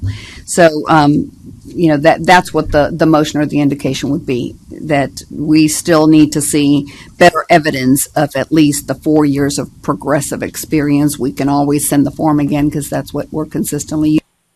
And any other guidance we have, and if they want to appear before the board, and sometimes they do, then you're all advising them face to face. But unless we talk to all of them and a board member reaches every applicant each time, then I think it's better for the office to follow through. If she were able to provide examples of some of her work, like the estimates or the scheduling events or the allocation of workforce and their tasks associated with that, I mean, that may give some clarification to the fact that she was actually using a certain engineering skill set to accomplish that. Would that make sense? And I believe, and it may have been you that said it in the last meeting, that there may be these details in there, but they're being explained at a higher level with not a sufficient level of detail for us to determine whether they were done at simply a desktop review level, and you didn't use whoever did it didn't use those words, at a desktop review level, or they were being generated by that person from a detailed level. And simply from looking at the application, I don't see the differentiation. And I'll go back to between a cost estimate that it's at a high level and a cost estimate that's generated from a detailed, I sat down and went through the process of generating a cost estimate.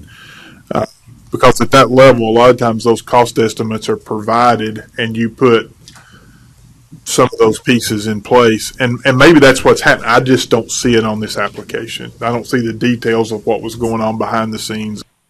And they may all be there, but it needs to be reworded or re-explained to us.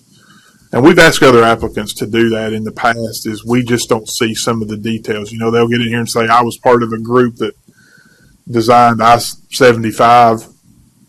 Well, tell us what you did. I mean, and give us some details. We're engineers, use real engineering words and phrases and stuff, and we can figure it out. But anyway, that would be my admonition, is to provide us more information with some details of some of the items, and certainly this form is available on the website, and I would hope we could reference that back to her as some way to see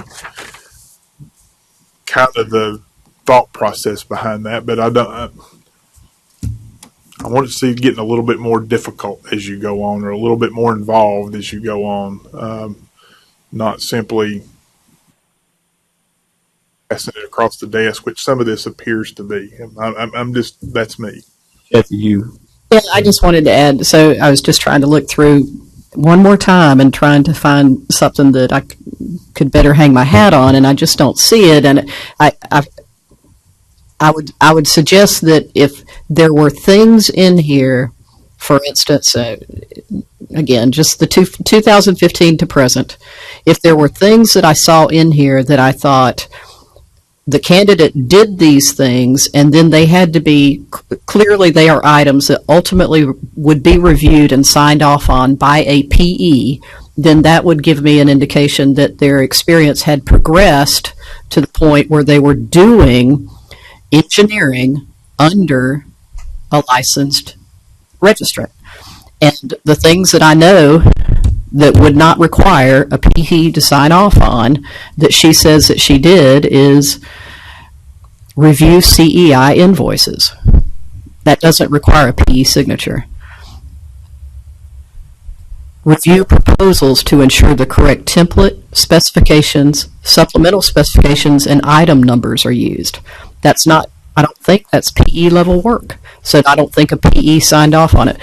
Held meetings with the Civil Rights Office to determine appropriate DBE goals. I don't think DBE goals have to be signed off by a PE. So I'm not seeing things that make me think she was doing work that would otherwise be done by a PE, but that PE looked at what she did and said, yep, that's correct. And then going on, set all DBE goals for construction projects across the state after reviewing opportunities and available DBEs. I don't think that requires a PE.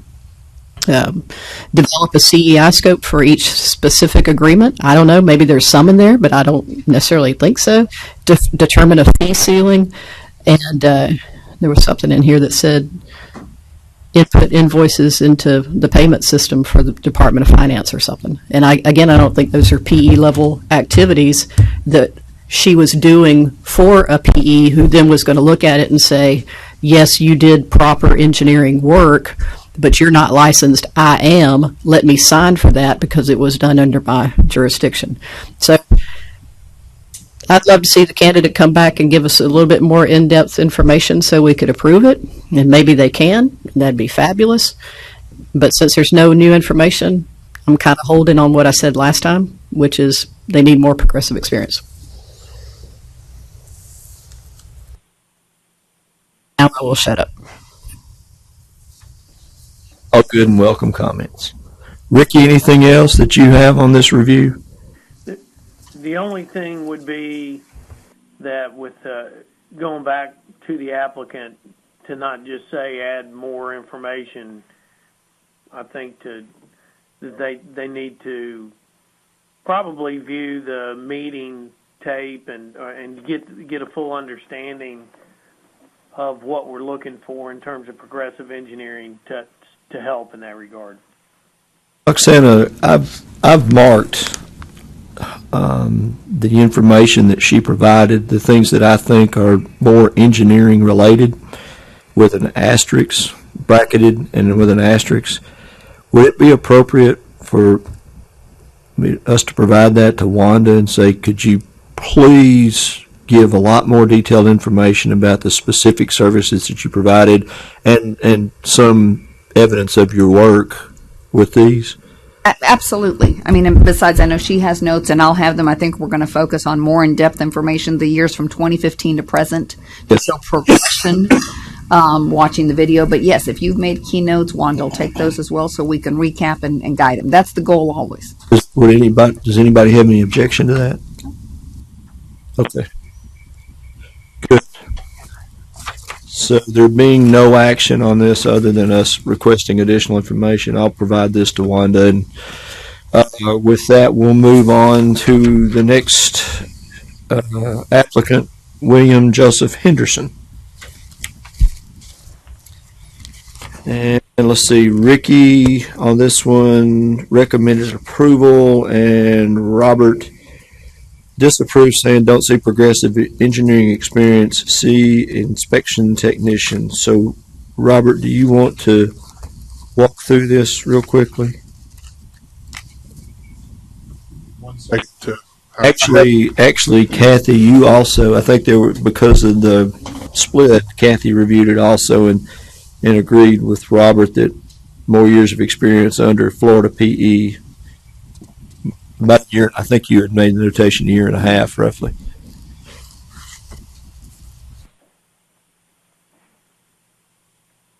Need some general notes, but let me look at some details here, please. I think, Wanda, he did reply to whatever you sent him, and you've included that in this document. Kathy and Robert, have you all reviewed what he sent back? Kathy, you may not have since you didn't get it. It doesn't include any details. It's just that he doesn't have time to submit more information. I think to summarize his email back was, what do you mean they don't think? I didn't see any additional new information. Is that correct, Wanda? Yeah. I saw was this letter from him dated February 4th, 2019. Email on March the 27th. Yeah, that's the most recent Yeah. one. But before that, there was that February, and we may have gotten that. Did we have that at the last board meeting? Or was No, that was right after our board meeting. That's Okay. his response to him okay. being asked for more information. I noticed in the second paragraph towards the bottom, I've been working very closely with this individual ever since I accepted my current position in Pensacola, and he indicated that individual was a Florida PE. Bless you. And then in the next paragraph, again near the top, we at company name also have a principal consultant review and approval system, which means that any report or fee proposal that's delivered to a client must be reviewed by a principal consultant, which in our case is most often a Florida PE. And that's an indication that APE is reviewing his work, but I'm not exactly sure is that with enough specificity to satisfy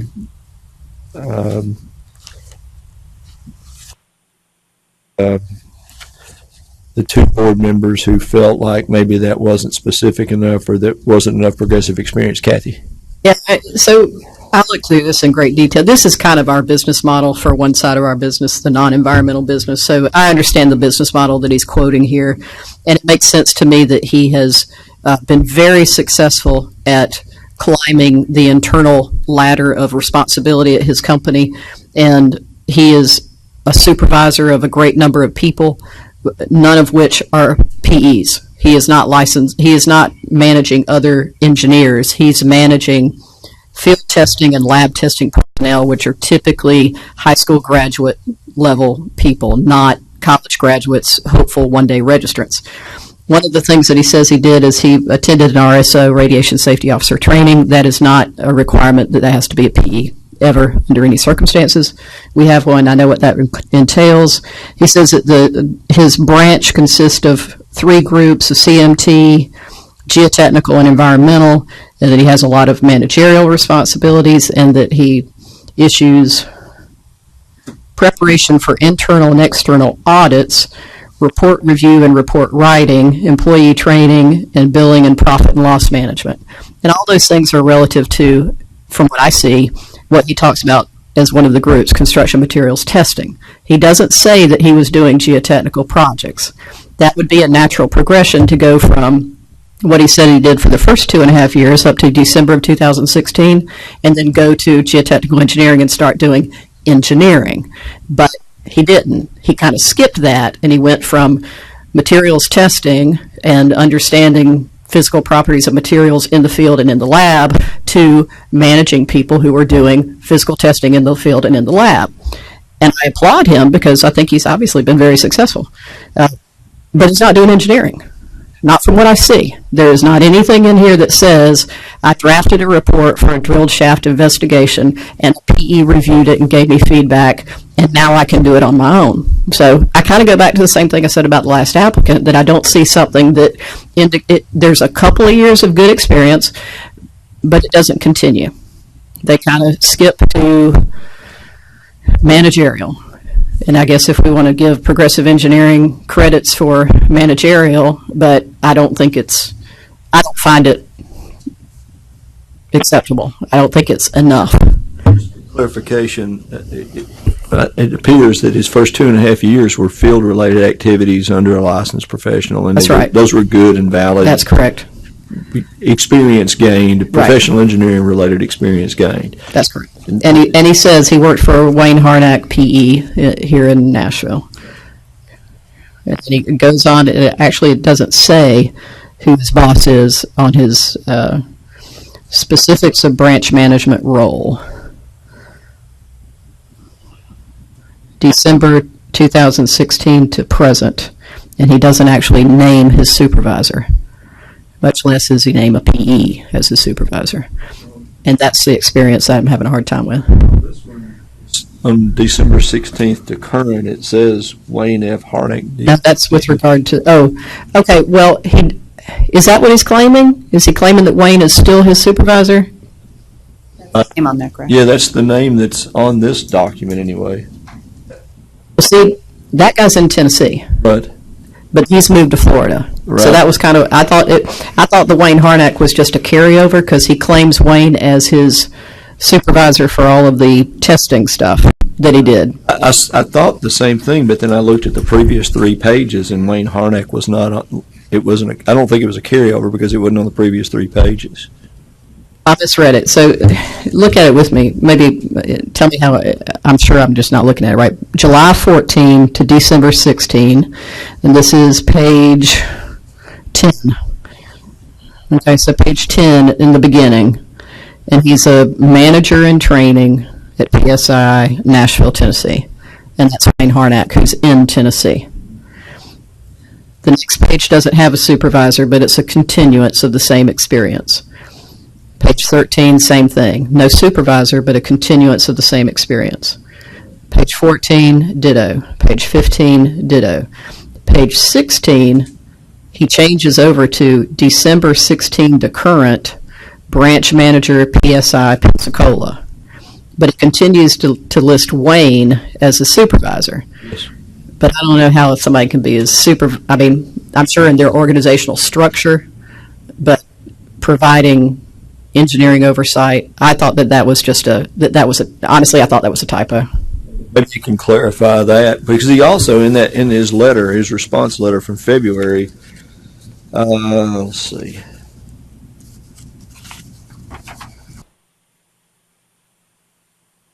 Says that at our Pensacola branch, where he is now, we have a Florida PE that practices and is directly responsible for our geotechnical department and is in direct control of our soils concrete laboratory with an extensive materials testing inspection background.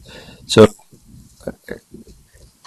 I'm not, maybe he's implying, well, I'm not sure what he's implying. Maybe we need more clarification on that as well. Well, that was kind of why I thought even with that, I think your concern and Robert's concern is still, even if it's under the direction of a licensed PE, you still don't feel like it's specifically engineering related. Is that correct? I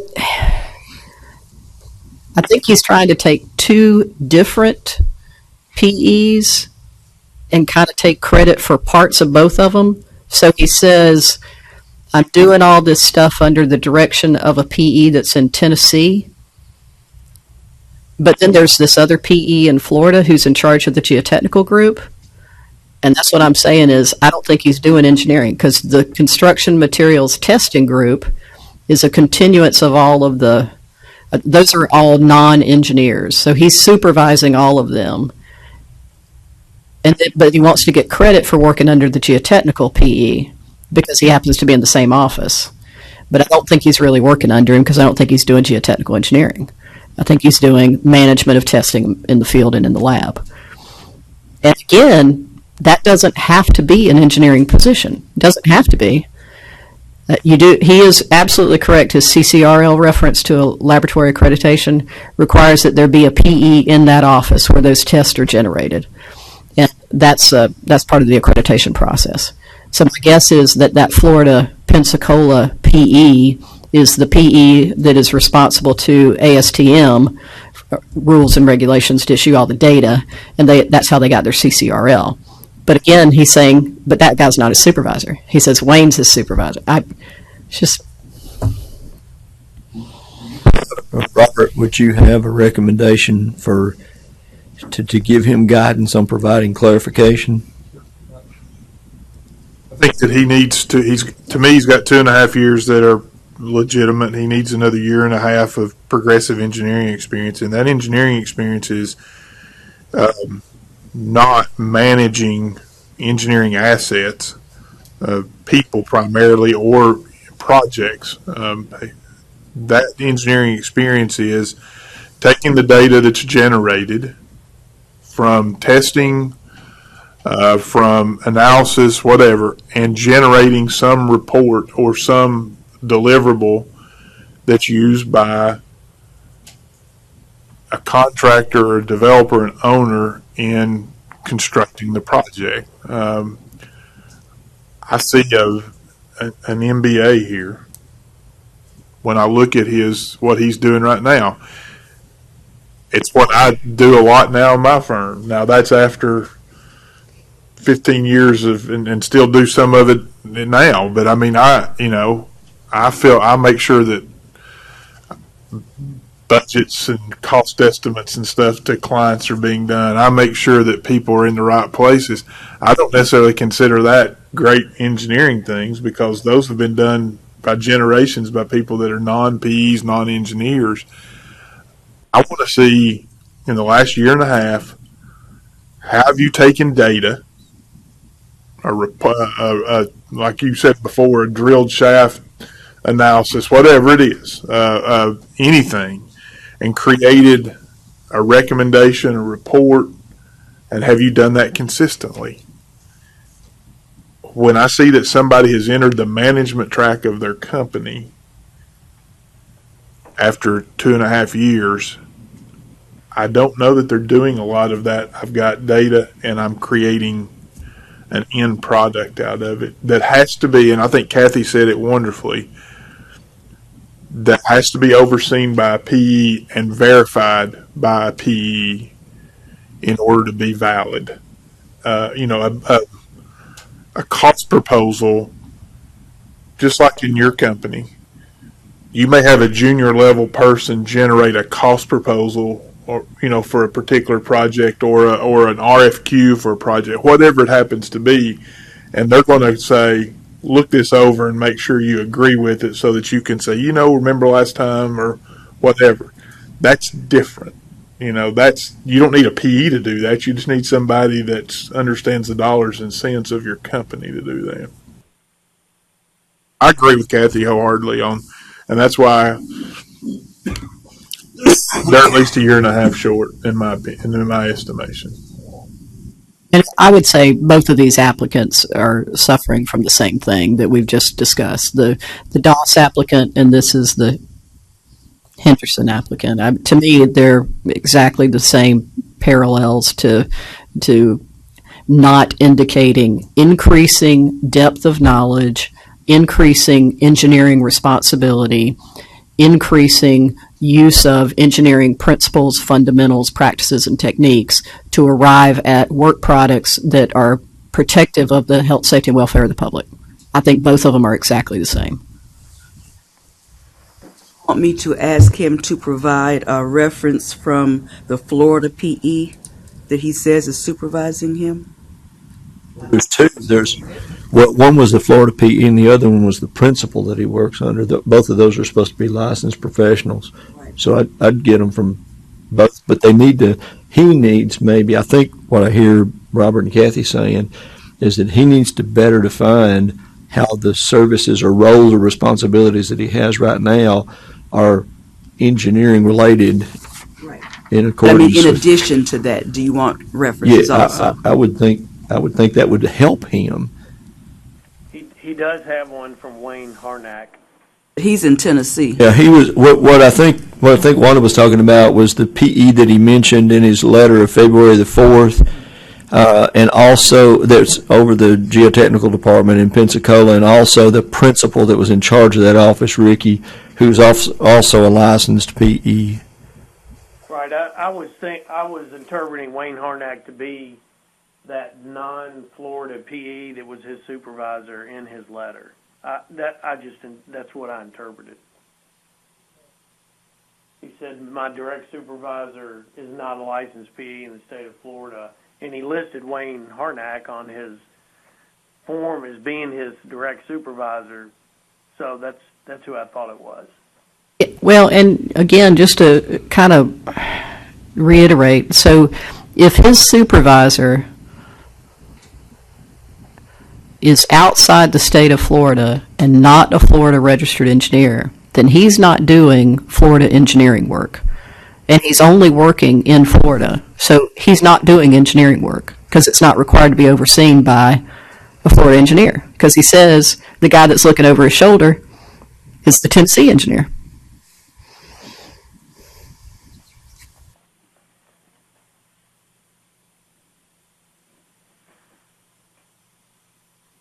Your request and maybe what we send him is if you want a reference from the Florida engineer, I think that reference needs to say specifically address those engineering work products that the Florida engineer has had to review.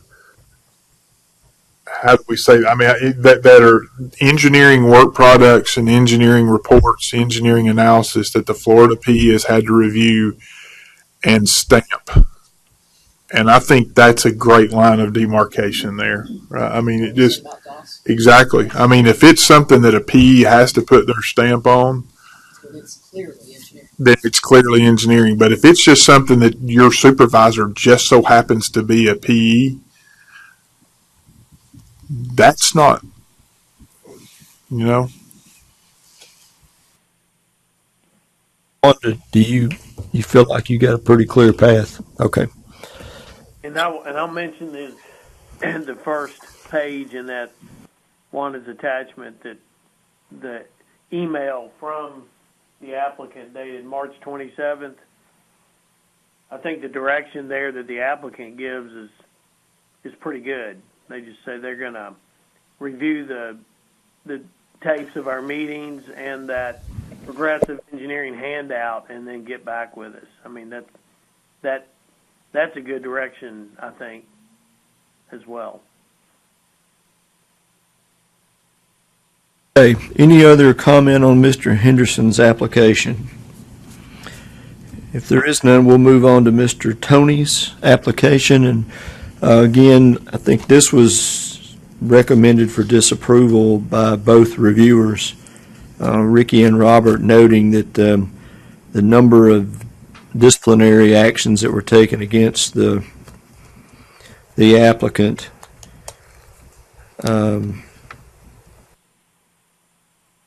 Ricky, you were the first reviewer, I think, of this. Do you want to begin the assessment? Yeah, I think the summary is that there were complaints for at least 3 different complaints that were for different occurrences, and one in Tennessee, a practice on an expired license, one in West Virginia that had both a competence ingredient and a failure to stamp ingredient, and then a North Carolina complaint on gross negligence. And those are just the flag goes up for that number of complaints, and all those I think have been within the last 10 years. That you know, I felt like I guess I did mark disapprove on that. Yeah, I disapproved just because I felt like there was a health, safety, welfare issue there. It wasn't just forgetting to renew your license. It was a competence and care issue that had been repeated.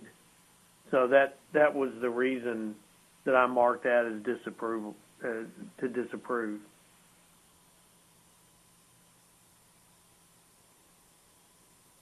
Robert, any comment?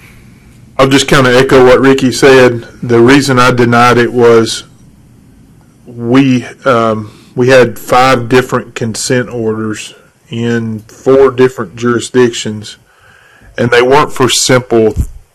I mean, it wasn't, I forgot to pay my privilege tax, or I didn't update my license in time. I mean, there were misconduct issues, and there were just a lot of things. And this just, again, I go back to a word I think we used on an earlier one. It's sloppy, and it's not just sloppy. It's can be dangerous because there's so many of them, and it seems to have a pattern, especially in the last 10 years or so. So it's either somebody who has got too many things to keep up with correctly, or just somebody that, I mean, I just don't think we want them practicing in Tennessee with that kind of track record. Again, we had a case earlier, I know,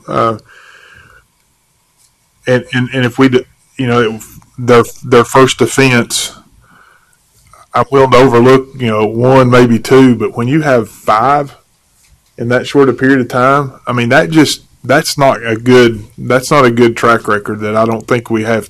I would like feel comfortable with them, doing engineering in.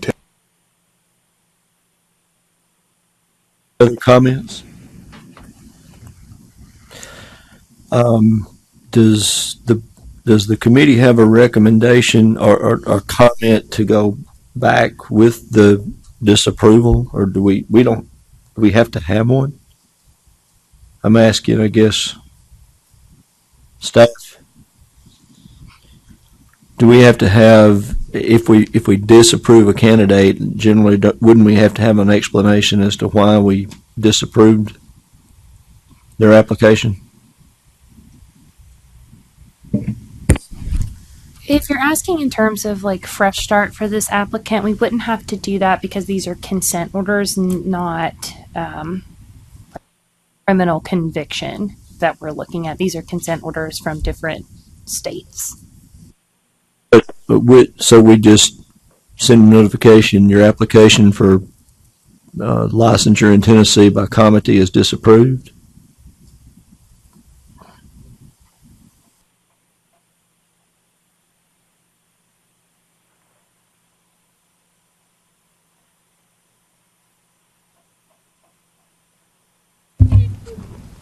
Because it's not fresh start related, it would be whatever the normal process for disapproval would be.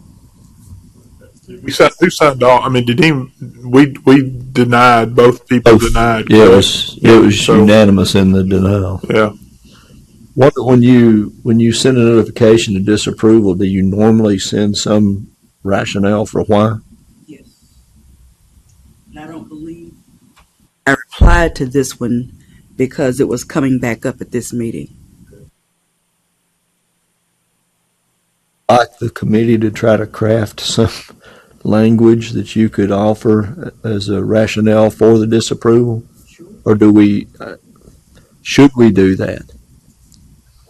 If you don't, I definitely can work on that with Ashley. The disapproval from the 2 notes is based on repeated complaints within the industry.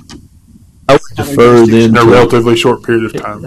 I would defer to legal to craft language for our rationale for disapproval. Is that okay? Does anybody have an issue with that? Okay. No, and I would suggest introducing due to the past complaints that include performance issues that make this a health, safety, welfare concern. Good, Ricky. Good addition.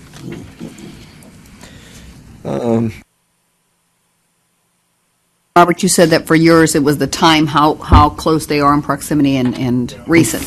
There are 5 basically different ones in 10 years. That's one every other year. That sounds about right. I mean, yeah. Let me just say too. I think it would be good to go on the record that part of the consent order states that the respondent considers himself to be qualified in a broad range of civil engineering practice. However, this is the second instance on this particular state that they have found him to be lacking in the quality of his work. And speaking as a person who's been involved in the geotechnical side for a long, long time, that's one of the things that he did poorly was a slope stability analysis. And most civil engineers would not consider themselves to be site plan, civil design, structural, bridges, roadways, and geotechnical, oh, by the way. So I definitely feel that this is a candidate that we need to turn him down on the basis of quality of work. So we have a direction, I guess, and staff will craft language for the disapproval. And before we go any further, recognize the visitor, Chris. How are you, Chris? For the record, Chris Gwaltney is here, representing ASCE. Okay. I'm glad to know that Chris is there because I was wondering. I didn't hear that before. He came in after we started, Ricky. I'm sorry. I should have probably done that before now. No problem. Okay. The next item I think that we have on the agenda, and I'll defer to Robert, is Miss French. But Robert, I think you had some specific information about the Washington Accord that may affect the review or the outcome of this review. And I think this may go back to what we end up as legal or staff or whoever's able to review this. The Washington Accord, South Africa is a signatory nation to the Washington Accord. And again, I mean, I've got that. I think I sent you all that document. If I could interrupt, just so everyone can open, Kathy was right. It's actually on your iPads listed as, I think it looks like number 0, email NCWS. It's everything that we got from you after your meetings. So you'll see the Washington Accord there, as well as one other piece I think that you were looking at maybe on reciprocity. So it's all there. It's 43 pages. Number 9 is the stuff about Miss Frenchie. Yes, she's separate. Thank you. Excuse me, Miss French. Ashy French. Sorry, got it combined. Let's skip by the bylaw. Well, I'll say that. I think that's my next item. Unfortunately, you all let me go to these things and I end up with a bunch of stuff to talk about. But anyway, if you go to the international initiatives PowerPoint that was given, and I'll probably say this a couple times, NCWS, which I think this dovetails into some of the things that we're looking at, are looking at ways to make sure that mobility is not restricted. Again, we have had discussions in the past about barriers to licensure, barriers to because they can then be perceived as barriers to trade, barriers to fair trade. If certain states have certain things that don't allow other engineers to easily be licensed, and on the surface it looks like everything's the same. This is one of the things that NCWS is looking at as far as international initiatives, and they've been involved in for quite a while. But the Washington Accord is, from what I was able to understand, it's a way to level the playing field on international education. So we have some, and I think Ms. French even said this, that some of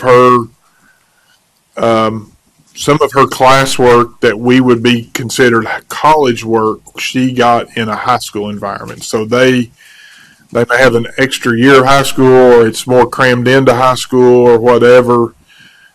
And this is a way to kind of level that up. And what was interesting as I looked at these things, ABET is the organization, again, that we use to validate our education experience by our state law, correct? I mean, it has to be ABET accredited. ABET signs off on this Washington Accord from an educational standpoint. So it looks to me like it really would behoove us that when we have applicants from these countries that are signatories to this Washington Accord, to probably grant them that not have a deficiency in their educational experience because they've been approved as being equivalent to what ABET would look at, because ABET is the one reviewing their material. and again, I think it's either NCAAS that has a different criteria because they're using the old ABET method as opposed to the outcomes based criteria that's the newest and latest and greatest or something. But I think this is a way that we can help potential applicants overcome that. The problem we're going to have with her is there is no testing component to this.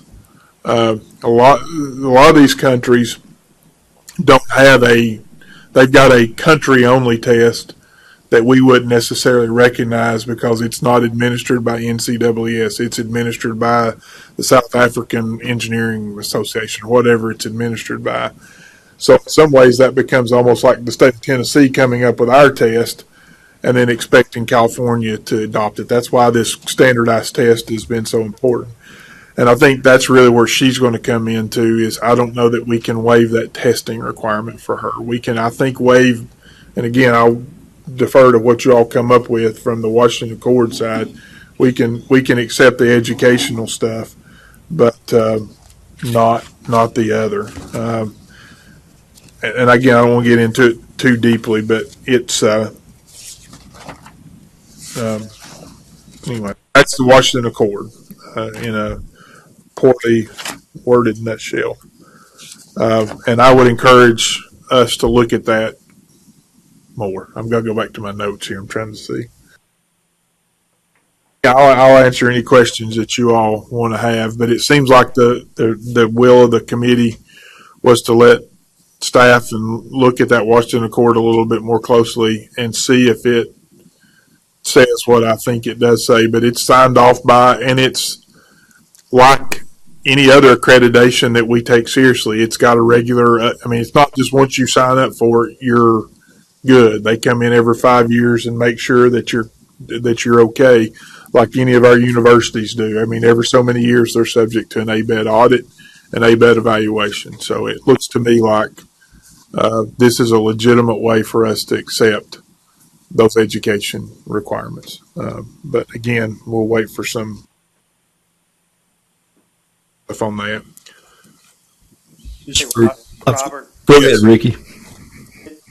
it looks like on the education component, looking at the slide show, the heart of it is it says the Accord mandates that accreditation decisions made by one are acceptable to all others. So what that says to me is if other international accreditation organizations, not ABET, but other ones, if they have accredited a program, that if we're part of this accord, we will accept that.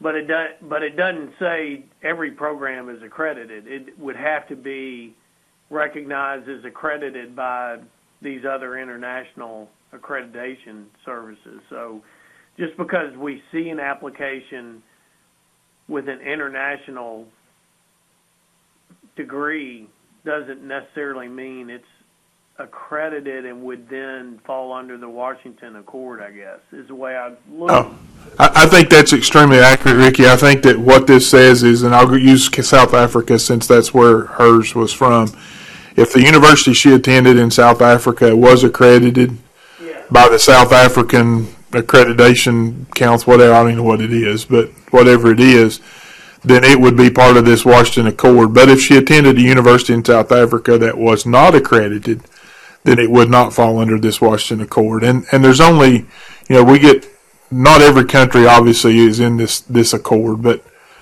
hopefully this will help us kind of bring others into the engineering profession easier in Tennessee if it does what I think it does, and make some stuff on staff a little simpler because you can simply check to see if those things have been done rather than having to go through a lot of credential evaluations back and forth and take a lot of time and effort.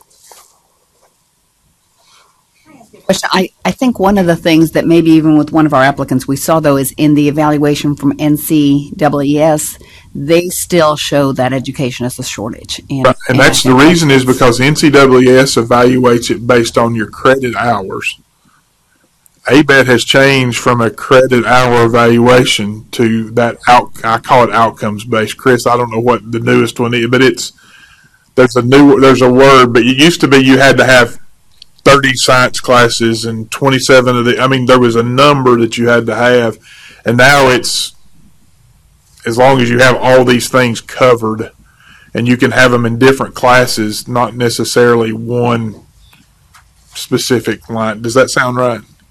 I mean, that's what ABET had. I'm asking Chris Gwaltney to clarify that. But the way I see it is that ABET still has their list of so many science classes they want, so many engineering science, engineering design courses, and they've got those listed still, but it still is an outcome-based evaluation. But it's more, you can make up those differences in other places. There was something that they did here 3 or 4 years ago that Dr. Smith, I remember, said, this is way different.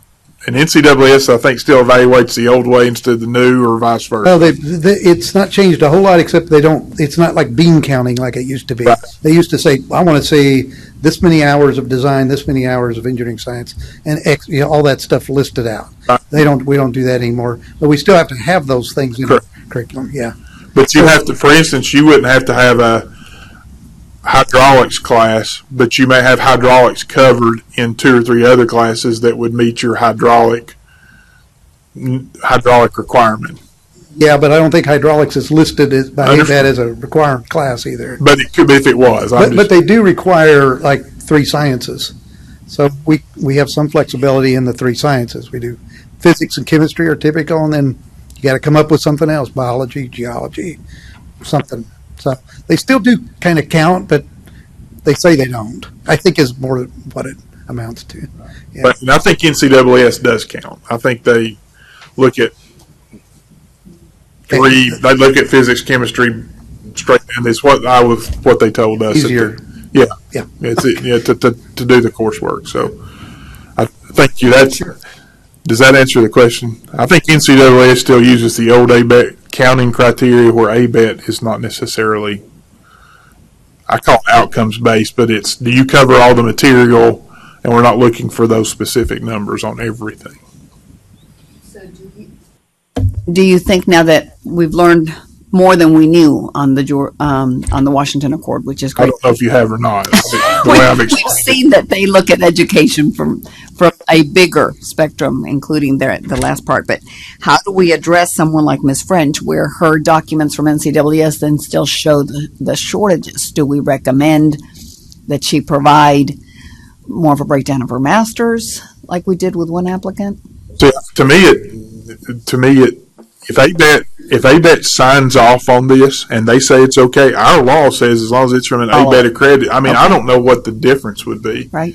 We don't have anything that says if it's okay with the NCAAS. Right. They're just an advisory board Okay. to us. So, to me, it's our ABET equivalent. It's our way to get ABET equivalency, like we do with a evaluation of a foreign degree, right? We send it, and somebody says, yeah, it's equivalent to an ABET curriculum.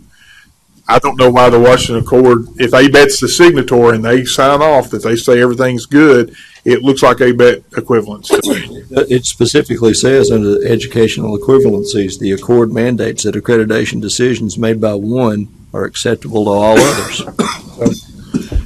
To me, I mean, that's we get the ABET piece out of it. Right. Okay. I'm sorry. Go ahead. That was my question. Is if the South Africa degree is accredited by a different organization, but that's an organization that ABET has made as part of the Washington Accord, then we could accept that. Is that the way that would work? In my opinion, yes, sir. And I agree with that. Anthony, you had Yeah, and this is Tony Glandorf. I agree with you all also, is that if we recognize ABET and ABET has a mutual recognition agreement with all these other countries in their curriculum, and they all agree to it, and that is acceptable, then I think that's acceptable. I think I have the same question mark as you all, is that there should be some documentation in here that recognizes that. And so in the back of my mind, I'm thinking, did she go to an institution in which, you know, like if we have ABET accreditation, did she go to an institution that part of that agreement actually has that accreditation? as opposed to one that does not have that accreditation. And that would be the question. She must have because she's licensed. She was licensed in South Africa. I kind of think so. I think so. I was asking the question in the back of my mind. I was thinking it seems like it should be that way. So I'm not really sure how we get. How do we tie that together so that we get the mutual recognition agreement to kind of show us from ABET, because it looks like what we have shows a deficiency, whereas it's based on the agreement there shouldn't be a deficiency there. But again, that we're getting a deficiency from NCAAS, not ABET. So we need to find out if the university she attended in South Africa was accredited by whatever group signs off on this Washington Accord as the accreditation agency for South Africa, which I can't imagine there's. She said that it was. We just need to find a way to confirm that. Right? Yes. Because she said it was. She talked about it, and it was still we had heard about it, but I don't think anyone was the expert at that point. Okay. So that would take care of the education piece on Ms. French if we resolve that issue at any given point. Then we're dealing with the exams. Yes, Am I ma'am. correct? Because there is the overarching thing of this international initiative is to have international licensed engineers. So if you're licensed in South Africa, you're licensed in the United States, and there's an equivalency there. But right now, my understanding is that's not in place because the testing component is different. There's a South Africa test versus an NCAAS test versus a whatever test. And I think that's where we probably could not get her all the way to the answer she wanted, because I think she's probably going to end up having to take the test. But we can probably get her through the educational part pretty easy. What about in the experience part?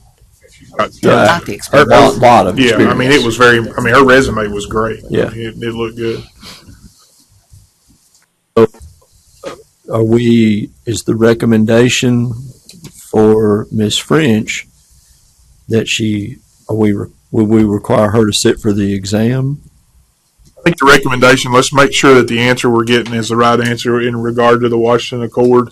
And then we probably need to discuss the testing component of it separately, because if for some reason this Washington Accord answer is not right, then we're going to have to look at a bunch of different, but I think it's right. I'm pretty sure it is. Let's do it iteratively. So staff's going to figure that out, Robert?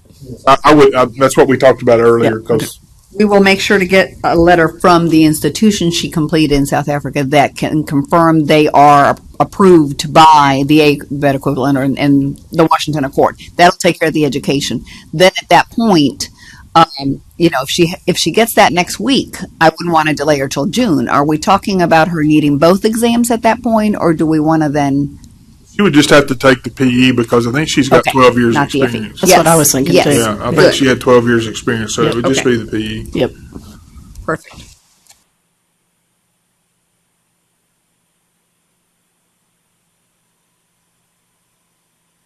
Sure, Wanda, that you've got all of that information. I guess you'd be the one to reply to her, correct? Yes. Okay, and between you and Ashley and Roxana, you can craft a response. There's still some additional information that we have to evaluate to make that determination. We'll come back to her with a request for, probably with a request for, well, we'll come back to her, period. Any other discussion on Ms. French? Okay.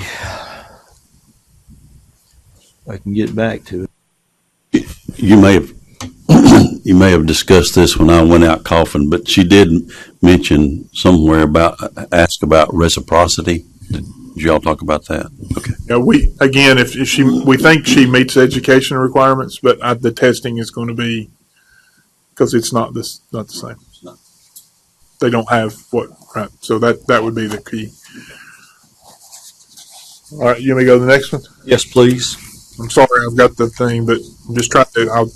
There's a set of bylaws in here that are going to be considered at the zone meeting that you got. It's on your iPad, and hopefully you'll be able to get sent out. I would just encourage you to read through them. I'm not going to read through all these. They've got in blue what they're going to take out or put in, or whichever way. But these will be talked about at the zone meeting. Just familiarize yourself with what those are, so we can ask. And I'm not going to be there, but you all can ask whatever questions need to be asked. And most of those look to be fairly administrative in nature. They didn't look to be something that crazy, but they went ahead and gave us a copy of those. And I think that meeting is in May. Does that sound right? Yeah. Yep, 15th. So it gives you a month or so to kind of get yourself up to speed with what's going to be presented. So if you got any questions, you can talk about the zone meeting and know what you're talking about. But when you read through it, you didn't see anything that was going to be like last meeting where we. No. They've throwdowns? invoked the Kathy Ware rule in here somewhere. Do they have it in One there? of those, yeah, it says if you get up and try to change all the rules, you'll be excommunicated from the engineering profession. That's all it takes? Yeah, I took that to be a positive. Yeah, Yes. but there's some difference in some of the committees and stuff that they're looking at, but I didn't see anything that just went. They didn't ask for $3 million. No, I didn't see. No, but now that may come up later. I don't know. And then I'll go last thing, and again, you've got my notes, 3 or 4 or 5 pages of them here about notes that I took in shorthand, and I'm not going to go through all the stuff. We did get the Engineers Without Borders. Robert, where is that? Is that in this document somewhere? It should be after the bylaws. It's in the email NCWS info 0 On your iPad? on your iPad. I don't know if you printed it or not, but it's on your iPad and It should it's be at after your bylaws too in that packet. NCWS. Alton. I think 43 pages. I don't see Robert's notes in here. I didn't either. And I copied everything that was on there, but That's the bylaws. the bylaws are all these amendments right here, and then it went straight Okay. to that your Go past that. Washington Accord. Go past that. That's all Washington. No, there's Accord not stuff. anything else but Washington Accord. Okay. Well, I'll try to send those back. Or if Roxanna, if you can send them to them to.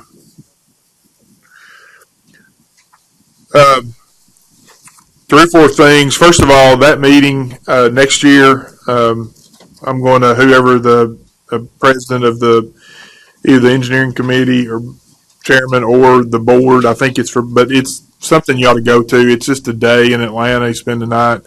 And I would also encourage Roxanna for you to go to. There are most all the MBAs were there.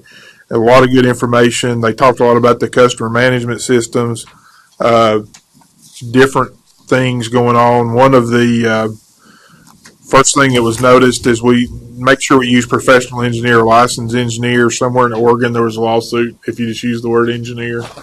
So you get those kind of pieces of information that may be helpful. There's some, we talked a little bit about decoupling. We talked quite a bit about decoupling. There are several states that have done it and several that are still looking at doing it. I think there's only 7 that haven't done it. Oh, there's there's more than 7. No, I'm sorry. I'm thinking about something else. Yeah, there's more than that. That's the definition. So there was an update on exam services when certain ones are going to be computer-based testing. Again, please look at that. Update on when they're looking at building the headquarters. They've got to negotiate something with Clemson, get some appraisals worked out. Let's see. Again, the test information was good about just the way the test items would be done, and that would be good. There was a section on threat to licensure that I want to make sure that I go over, and then I'll shut up. We have seen the threats to licensure come out, and really the problem is the professional occupations have been lumped in with professions have been lumped in with occupations, and that's really the big problem. So professions have ethics, they have governing boards, but a lot of occupations have tried to be licensed because it is a barrier to competition, whereas our reason we license is to protect the health, safety, and welfare of the public. So, for instance, and if you remember, the North Carolina dental decision was because a group got together to keep other people from coming into their business, not necessarily to protect the health, safety, and welfare of those getting their teeth whitened. And that's kind of where that whole thing started. And a lot of states have gotten a lot of heartburn from that, and so we need to make sure that whatever we do is in the health, safety, and welfare arena. One of the issues that we do have, though, is there is a perceived barrier about mobility between states. And we just talked about some of it now. And some of that's legitimate. For instance, a technology degree, we don't recognize that for some extremely legitimate health, safety, and welfare reasons. You talked about the person we just denied who said they knew how to do everything. Well, one of the reasons the undergraduate degree and a degree in Bachelor of Science degree is important is I get to take a double E class, an electrical engineering class, where I know I don't know anything about electrical engineering. And when I get out in the real world, I know that I don't know anything about it. But if some of the technology degrees don't get into that level of what you know and don't know, which makes you dangerous to the public. You get out and decide you know everything. And so we need to be, so there's some things that are legitimate, but a lot of these armed forces, which I think we've got the armed forces, we've got expedited stuff for armed forces. If a spouse has been stationed in Tennessee, then having their spouse be able to get licensed quickly, because they may be here for 18 months, and if it takes a year for them to get licensed, well, that's bad. One of the things that we can do is look at our rules and see if things are restrictive. One of the things that I think we need to look at, and I'll ask this question, we have comedy applications. Why do we require a transcript? It doesn't make any sense, right? We're asking the applicant to give a transcript for what purpose? They've already been approved. They've been ABET approved. And there may be a reason in our law, but those are questions we need to be asking ourselves on mobility to remove the burden from people. And again, some of these may be legitimate questions, but if we're asking somebody to do it just because that's the way an initial applicant does it, that's not a good reason. And this was a lot of what we talked about. We need to probably go through some of these things and say, well, that's not, this Washington Accord is a good example. If we really believe that that's a good document, then that may take the onus off of some other stuff that we do. A lot of the federal organizations now, though, are asking for certain license for engineers to license stuff. The Massachusetts gas explosion thing has created some stuff. And so we need to understand licensure is becoming important, not just state to state, but for federal organizations as well. I'm going to make sure there's nothing else in here. Common sense regulations, and this is kind of for all of us. As we write these rules, as we write these statutes, give ourselves some ability to apply common sense regulations to it, not just say it's this, this, and this. And because we've had this discussion as a committee, we've got people in here that have practiced for 35 years with no discipline, and they've worked on some of the most complicated projects in the world, and we're denying them because they don't have enough engineering design courses in college. But there's something that doesn't fundamentally make sense about that. And we need to think about that when we look at our rules and laws. How do we keep flexibility, but also how do we make sure that we have good structure in there? Again, we advance licensure, not the profession, and that's the big thing. And that's really, I'll let you all read the rest of it. Some of it's just information. But the big thing is how do we improve mobility between states and not become a barrier to licensure. So that's all I've got, Mr. Chairman. Well, that's a lot there. Agree. But it was 2 days, so I distilled 2 days into 15-minute dissertation. So that wasn't too bad. Just trying to figure out when I give my report tomorrow how to distill that down to about 10 seconds. Does that doesn't capture the A&E rules component? I guess that's next on the agenda, Roxana. Yes, I think we've got one more item, the master's degree equivalency, Robert, that you wanted to touch on, another degree. Oh, yes. So, Before we do that, Tony, did you have a comment? I wanted to, if I could, just for a moment, because you asked us to look into the Washington Accord issue, and while we were sitting here talking, I looked into it, and so you can easily go on the internet and see which programs are part of that, and I can see from in here that as to Ms. French's application that Africa is recognized under the South Africa is recognized under the Washington Accord. It's listed under there as Africa in general, so that's why I said that. But it's ECSA that is recognized underneath there, and it was recognized with as the program similar to ABET since 1999. Mrs. French on page 34 of the documents shows that her licensure is from actually ECSA.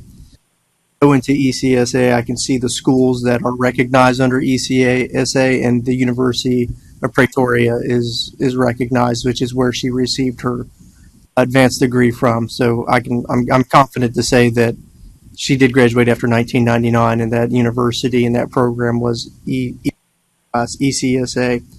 And would be recognized under that Washington Accord, similar to our ABET. If in fact that's the case, then we still would require her to sit for the exam. Okay. We would treat her like any other applicant ready to test at the next round. Sounds great. I'm sure she'll be excited.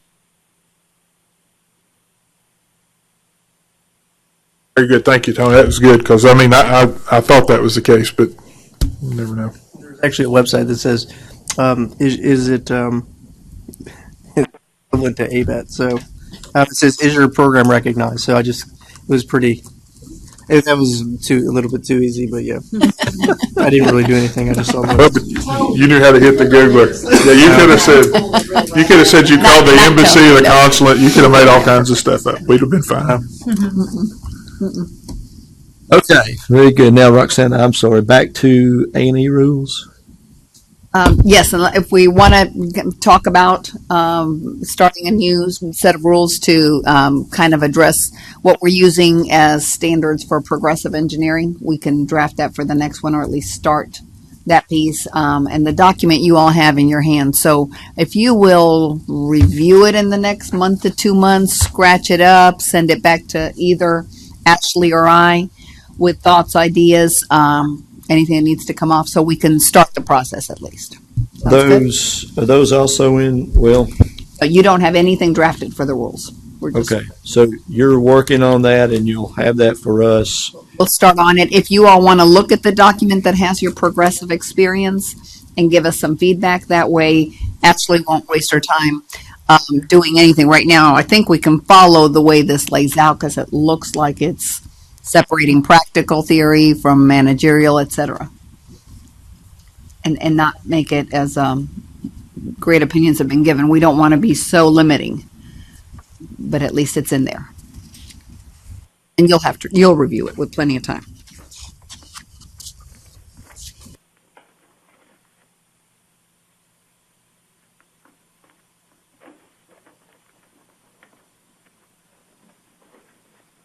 Oh, master's degree thing? Yeah, please. Okay. I thought I was done. And this is probably going to fall more on the professional societies because we always have this discussion about master's degree being a qualifying degree. And I talked to some people from Louisiana that have had a lot of these same kind of discussions because our real fear is there's several master's programs out there that, for instance, you can get an environmental engineering master's, but your undergraduate may be it may not even be in biology. It may be in chemistry. Well, it's not even, sometimes they're not even in that.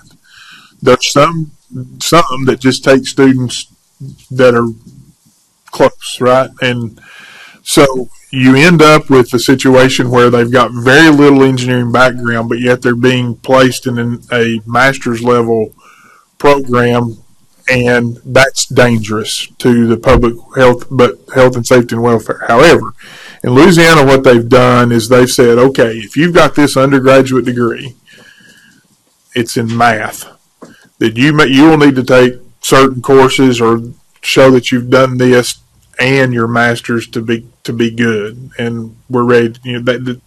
So that there's not this, we're not having to go figure it out every time.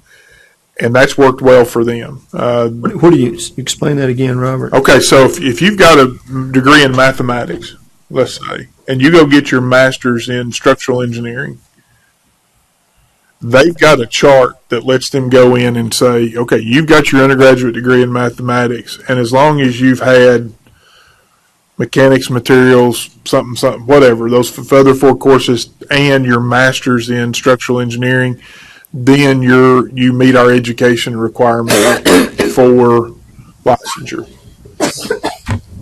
And because here's the problem, Alton, we've got, and we see it all the time, we've got these people with master's degrees, and we've always kind of pushed back against that, and in most cases, rightfully so. But there are some that have master's degrees as their qualifying degree in engineering, but their undergraduate degree there's not much of a difference between it and an engineering degree, for instance. We just had a person today with an engineering technology that their qualifying degree was master's, but because our law was written the way it was, we could accept them. So we just need to be on the lookout for ways to put these educational equivalencies in there so that we are getting good qualified candidates and not discounting them strictly based on you don't have a BS in engineering from an ABET. You've got a master's in something. And we got to be careful about that, we know, because there's some issues that have occurred in the past from that and some real problems that you can have from that. So, but Louisiana, I sent a chart in, and I can certainly talk to Casey or you or whatever about I think the societies are going to have to generate it because it's going to have to be legislation and part of that whole process that may have to happen there. So we'll have to, and it's not an easy lift, I don't believe. Do you know, and you may not, did they work with the universities as well to do the evaluations, or strictly in their own statute? I don't think I don't know how they worked with the universities. But it was probably, and you might want to, I talked to Donna, she's the Louisiana exec. Marcel or something like that. Whatever you just said, Centel. And Chris Knotts, Ricky. And she sent it to me, and I don't know what process they went through to come up with that. Chris said it's like the board did it, but I think they've got also input from the universities and other people too to come up with that chart. I just thought that may be a good way for us because we have this question come up more often than once a time.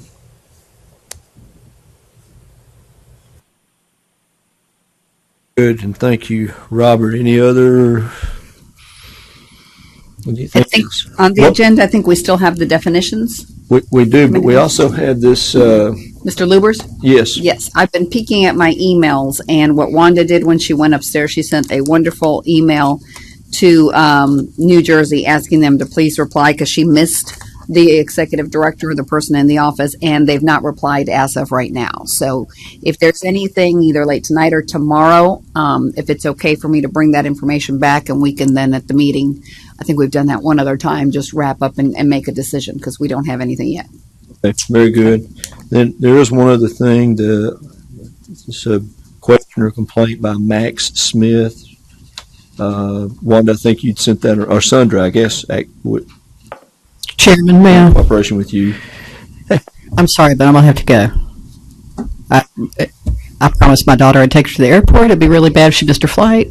So we didn't get to the definition of engineering, and I think it is really important. But maybe we need to make that first on the agenda in the future so we can talk about it in greater detail. We will have some discussion tomorrow, but I don't think we were used to these meetings lasting this long, so I don't think anybody expected that we wouldn't have time. So I really apologize. I would have said earlier, but I thought, well, surely we'll be done by 3:00. But it's all due to Robert talking too long. Got that right. No, I mean, Maybe will you discuss that tomorrow at the board meeting? Okay. Yes. sorry. Okay. And I'm happy to. Well, I can't. So never mind. All right. Don't miss the flight. Sorry about that. I think we've just got the one last piece. You're absolutely right, Alton, on Thank you, Karen. iPads. Yeah, it's, Use of PE title. Is that the one you're referring Yes. to? Yes. Okay. You went with that.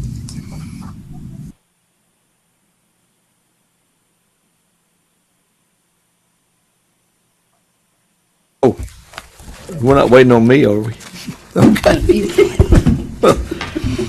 Okay. The way I read this, and again, I'm very familiar with this name, Joe Carson, is requiring all PEs that use their title in correspondence, letters or emails or I guess cost estimates or whatever else they do, be licensed, duly licensed in the state of Tennessee and to seal those documents.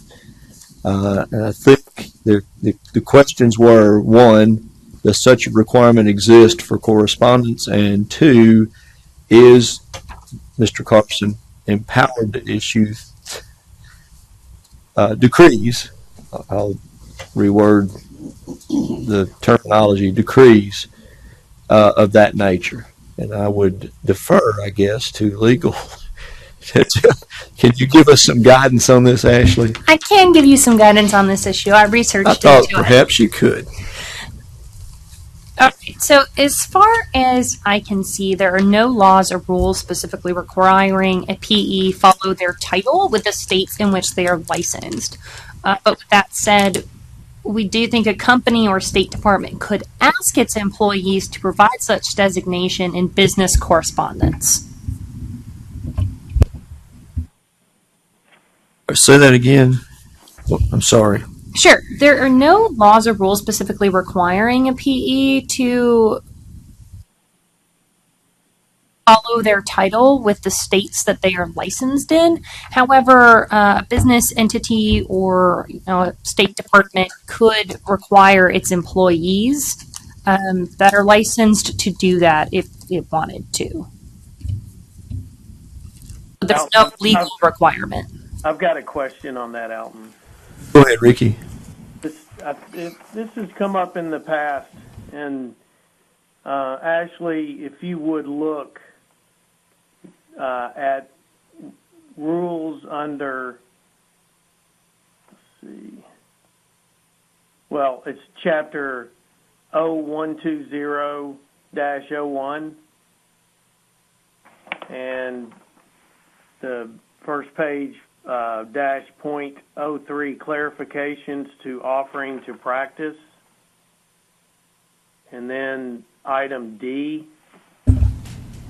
I'm sorry, Ricky. I was trying to pull that up. Can you repeat what number that is? Yes. 0120-01-.03, clarifications to offering to practice.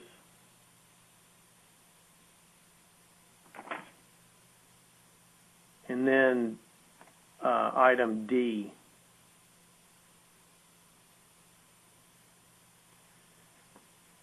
And what there's language in there about if you if you call yourself an engineer and you're not in your jurisdiction, you have to state in what what jurisdiction you are registered in. I know that has come up in the past before, but what I don't know is if that's only on something that's like an advertisement or an offer to practice, or is that in general all the time that you present your name could be considered that. But with D&E, with the way I think I've understood that from the past is that if I'm in Tennessee, my office is Tennessee, and I'm corresponding with somebody in Tennessee, I can just have PE after my name. But Ricky, can I ask for a clarification on that? Yes.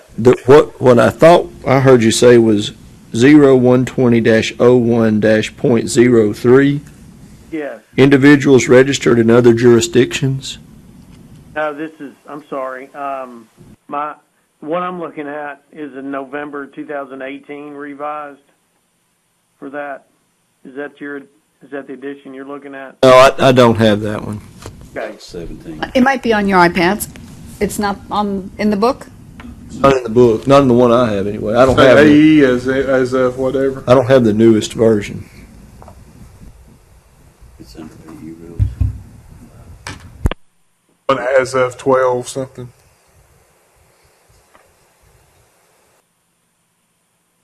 Yeah, the version of that I'm looking at is November 2018.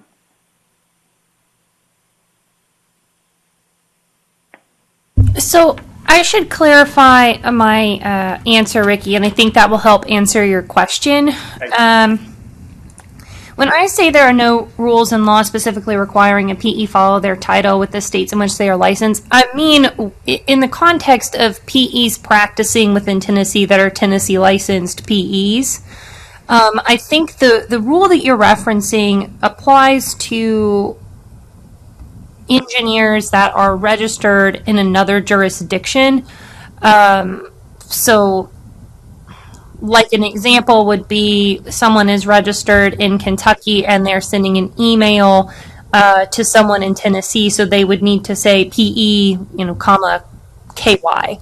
But if you, does that make sense? Yes, that's the way I understand it. And I think that was, I took that to be the point that Mr. Carson was making when he was telling somebody who was not a PE registered in Tennessee that they need to follow their PE with the state where they're registered when they correspond. I think that was the point being made in that string of emails.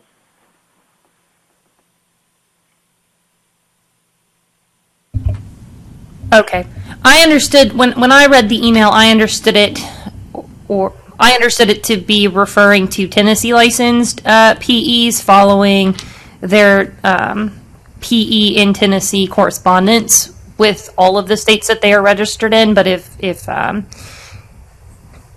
is the correct interpretation or the correct understanding what you just said about people not licensed in Tennessee using PE, then yes, they would need to follow that with the state that they're licensed in, but that's only when they're licensed in another jurisdiction and not in Tennessee. And that's the way I understand it. What you just said is that, and it kind of goes along with what I'm seeing in that string, because Joe Carson lists PE after his name and after one of the emails, and he doesn't list the states, and because he's a Tennessee registrant.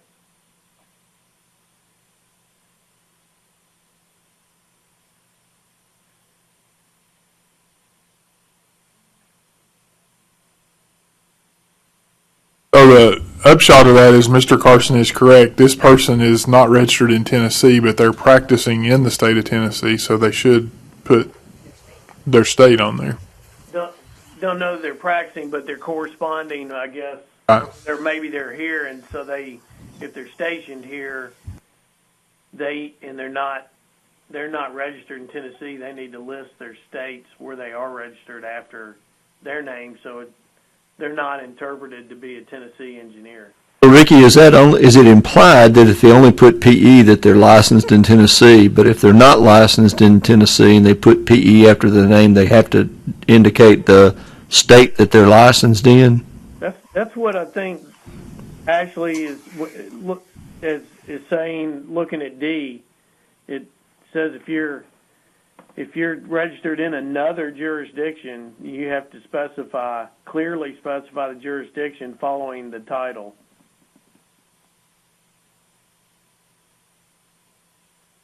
Well, yeah, the way the rule is drafted is, you have to look at item number 1, of which D is a subset, which provides the following items are not considered offering to practice architecture, engineering, or landscape architecture, provided that the architect, engineer, or landscape architect is registered in another jurisdiction. And then D provides using the title engineer, architect, landscape architect, or any appellation thereof, provided that the individual using the title is registered in another jurisdiction and clearly specifies the jurisdiction in which they are registered following the title so as to not mislead the public regarding their credentials. So this, like I said, really applies to people who are not registered in Tennessee. Yes. But yes. if you are registered in Tennessee, then you wouldn't have to do that. It's kind of a rule that keeps people safe from being disciplined to say I'm not offering to practice if I'm listing that Illinois after my PE to show somebody I'm not trying to fool somebody that I'm a PE in Tennessee.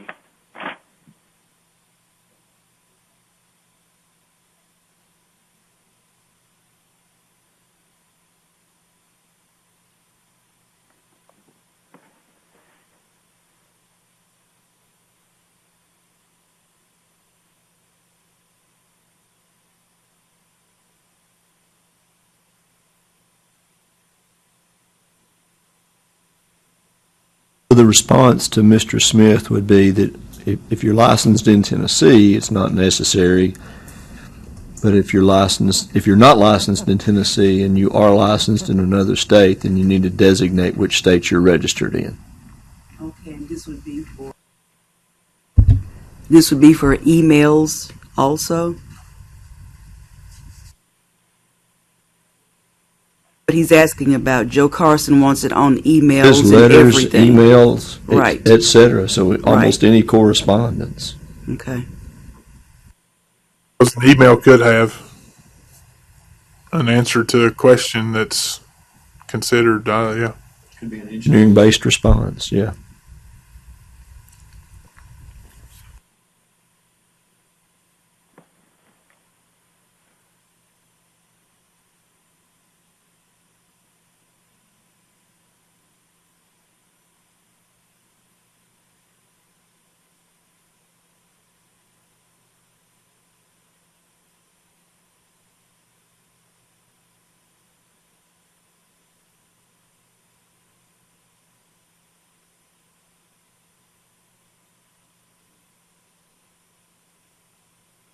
I could see a lot of different applications that aren't exactly covered by this rule, where it's not necessarily black and white, like whether you have to put this on your. I don't think the intent is to put all the states on your business card, but Agreed. But if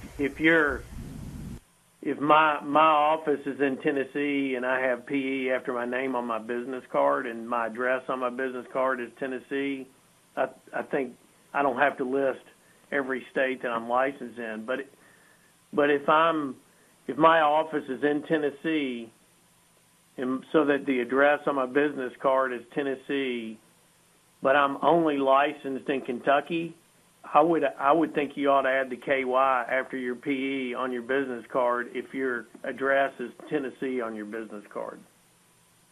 But that's my interpretation. Okay, so if someone's sending an email, they're not a Tennessee registrant, and they have 30 other states. They've got to list those 30 states on their email after PE? I wouldn't necessarily think so. I would recommend that, well, it's not my decision, obviously, we can discuss this, but I would recommend in the state that their home, whatever their home state Their is home licensed state. in. Unless you're so there's a difference between normal correspondence. If I'm Robert Campbell, president of Robert Campbell and Associates, and I'm sending an email to somewhere, South Carolina, I'm just going to sign it Robert Campbell. I'm not going to sign it Robert Campbell PE necessarily unless I'm putting down information that a PE needs to put down. So in that case, it's fine. But if you're calling yourself a PE, I think you owe it to the person because you're trying to say that the PE has got some validity to what you're saying. I think you owe it to the person you're sending it to let them know I'm not licensed. This is me in Tennessee, not in South Carolina. And that doesn't mean you have to put. But if you're licensed in 30 states, you may end up having to put, like you said, either your home state or this won't be their state. Yeah, I was just looking at the email from Mr. Smith, and that just seemed like what he was saying. He said because if he's licensed in 8 states, it would seem kind of braggadocious to put all those states, but that's what Mr. Carson was wanting. Again, if you can do it. I like what Robert said, that if I'm a Tennessee PE and I'm corresponding to somebody in South Carolina and I'm not licensed in South Carolina, but I'm licensed in 12 other states, I think it would be okay to put PE, if I'm going to use PE, put PE and then put TN after it to show that tells somebody I'm a Tennessee engineer, I'm not licensed in South Carolina. You can't, I'm not putting myself out there that I'm licensed in South Carolina. Either that or leave the PE off of there. But I don't think you need to list 12 or 30 states afterwards. I think listing one state, your home state, tells somebody you're not licensed in their state, and that's the point of it, that you're not misleading someone thinking you're a PE in their state. Okay, so when I correspond back with Mr. Smith, just tell him they only need to list their home state if they use the title PE and are not registered in Tennessee, correct? Correct. Okay. That's correct. And yes, and if they're corresponding with somebody outside of Tennessee, if they're within Tennessee, they don't have to put anything behind the PE.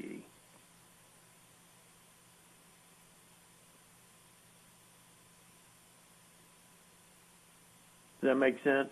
Yes.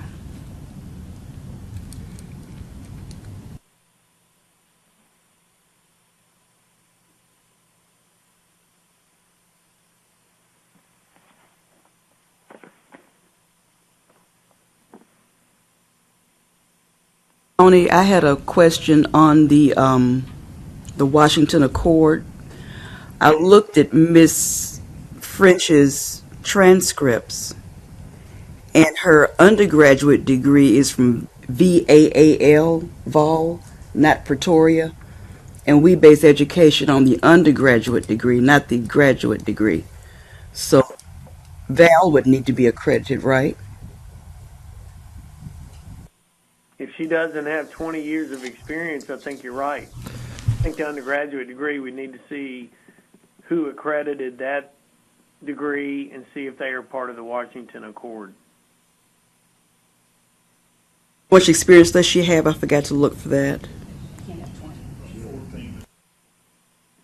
What I see is, from University of Pretoria, she has a Bachelor of Science honors.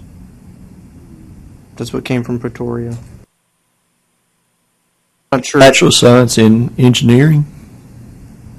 Sorry, Bachelor of Science honors in Applied Science Transportation Planning. We don't have any more of the degrees. It's not engineering, is it? I think maybe what we have to look to, and I can do this. We can get in touch with ABET, because I'm not sure if in other countries within their curriculum, if their curriculum is all on what we consider undergraduate versus post-secondary. There may be a disconnect between the two, but that may be something we need to look at, where kind of like the United States, unlike Europe, only has 4 years of high school, whereas in Europe they do 5. So you can actually get college level curriculum overseas. So maybe that's something that we do need to look at and point out. So I can look at that. Yeah, thanks for bringing it up.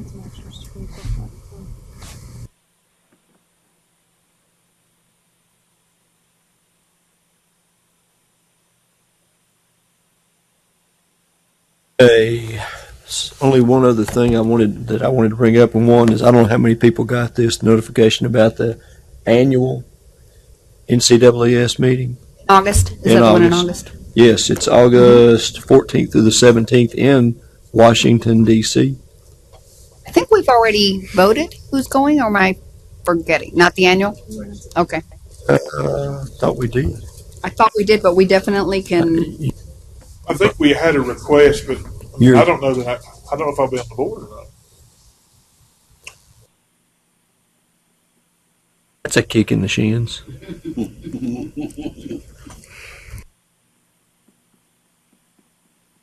I know what my feeling about that is, but I don't know what everybody else says. Does your term expire soon? Is that okay? I have a lot of boards with expired members, so no, not if it's.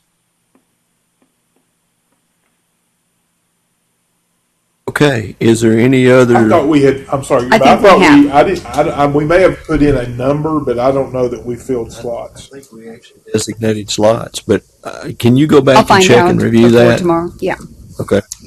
Thank you very absolutely. much. Is there any other business to come before the committee? Ricky, thank you for hanging in there with us for a really long time.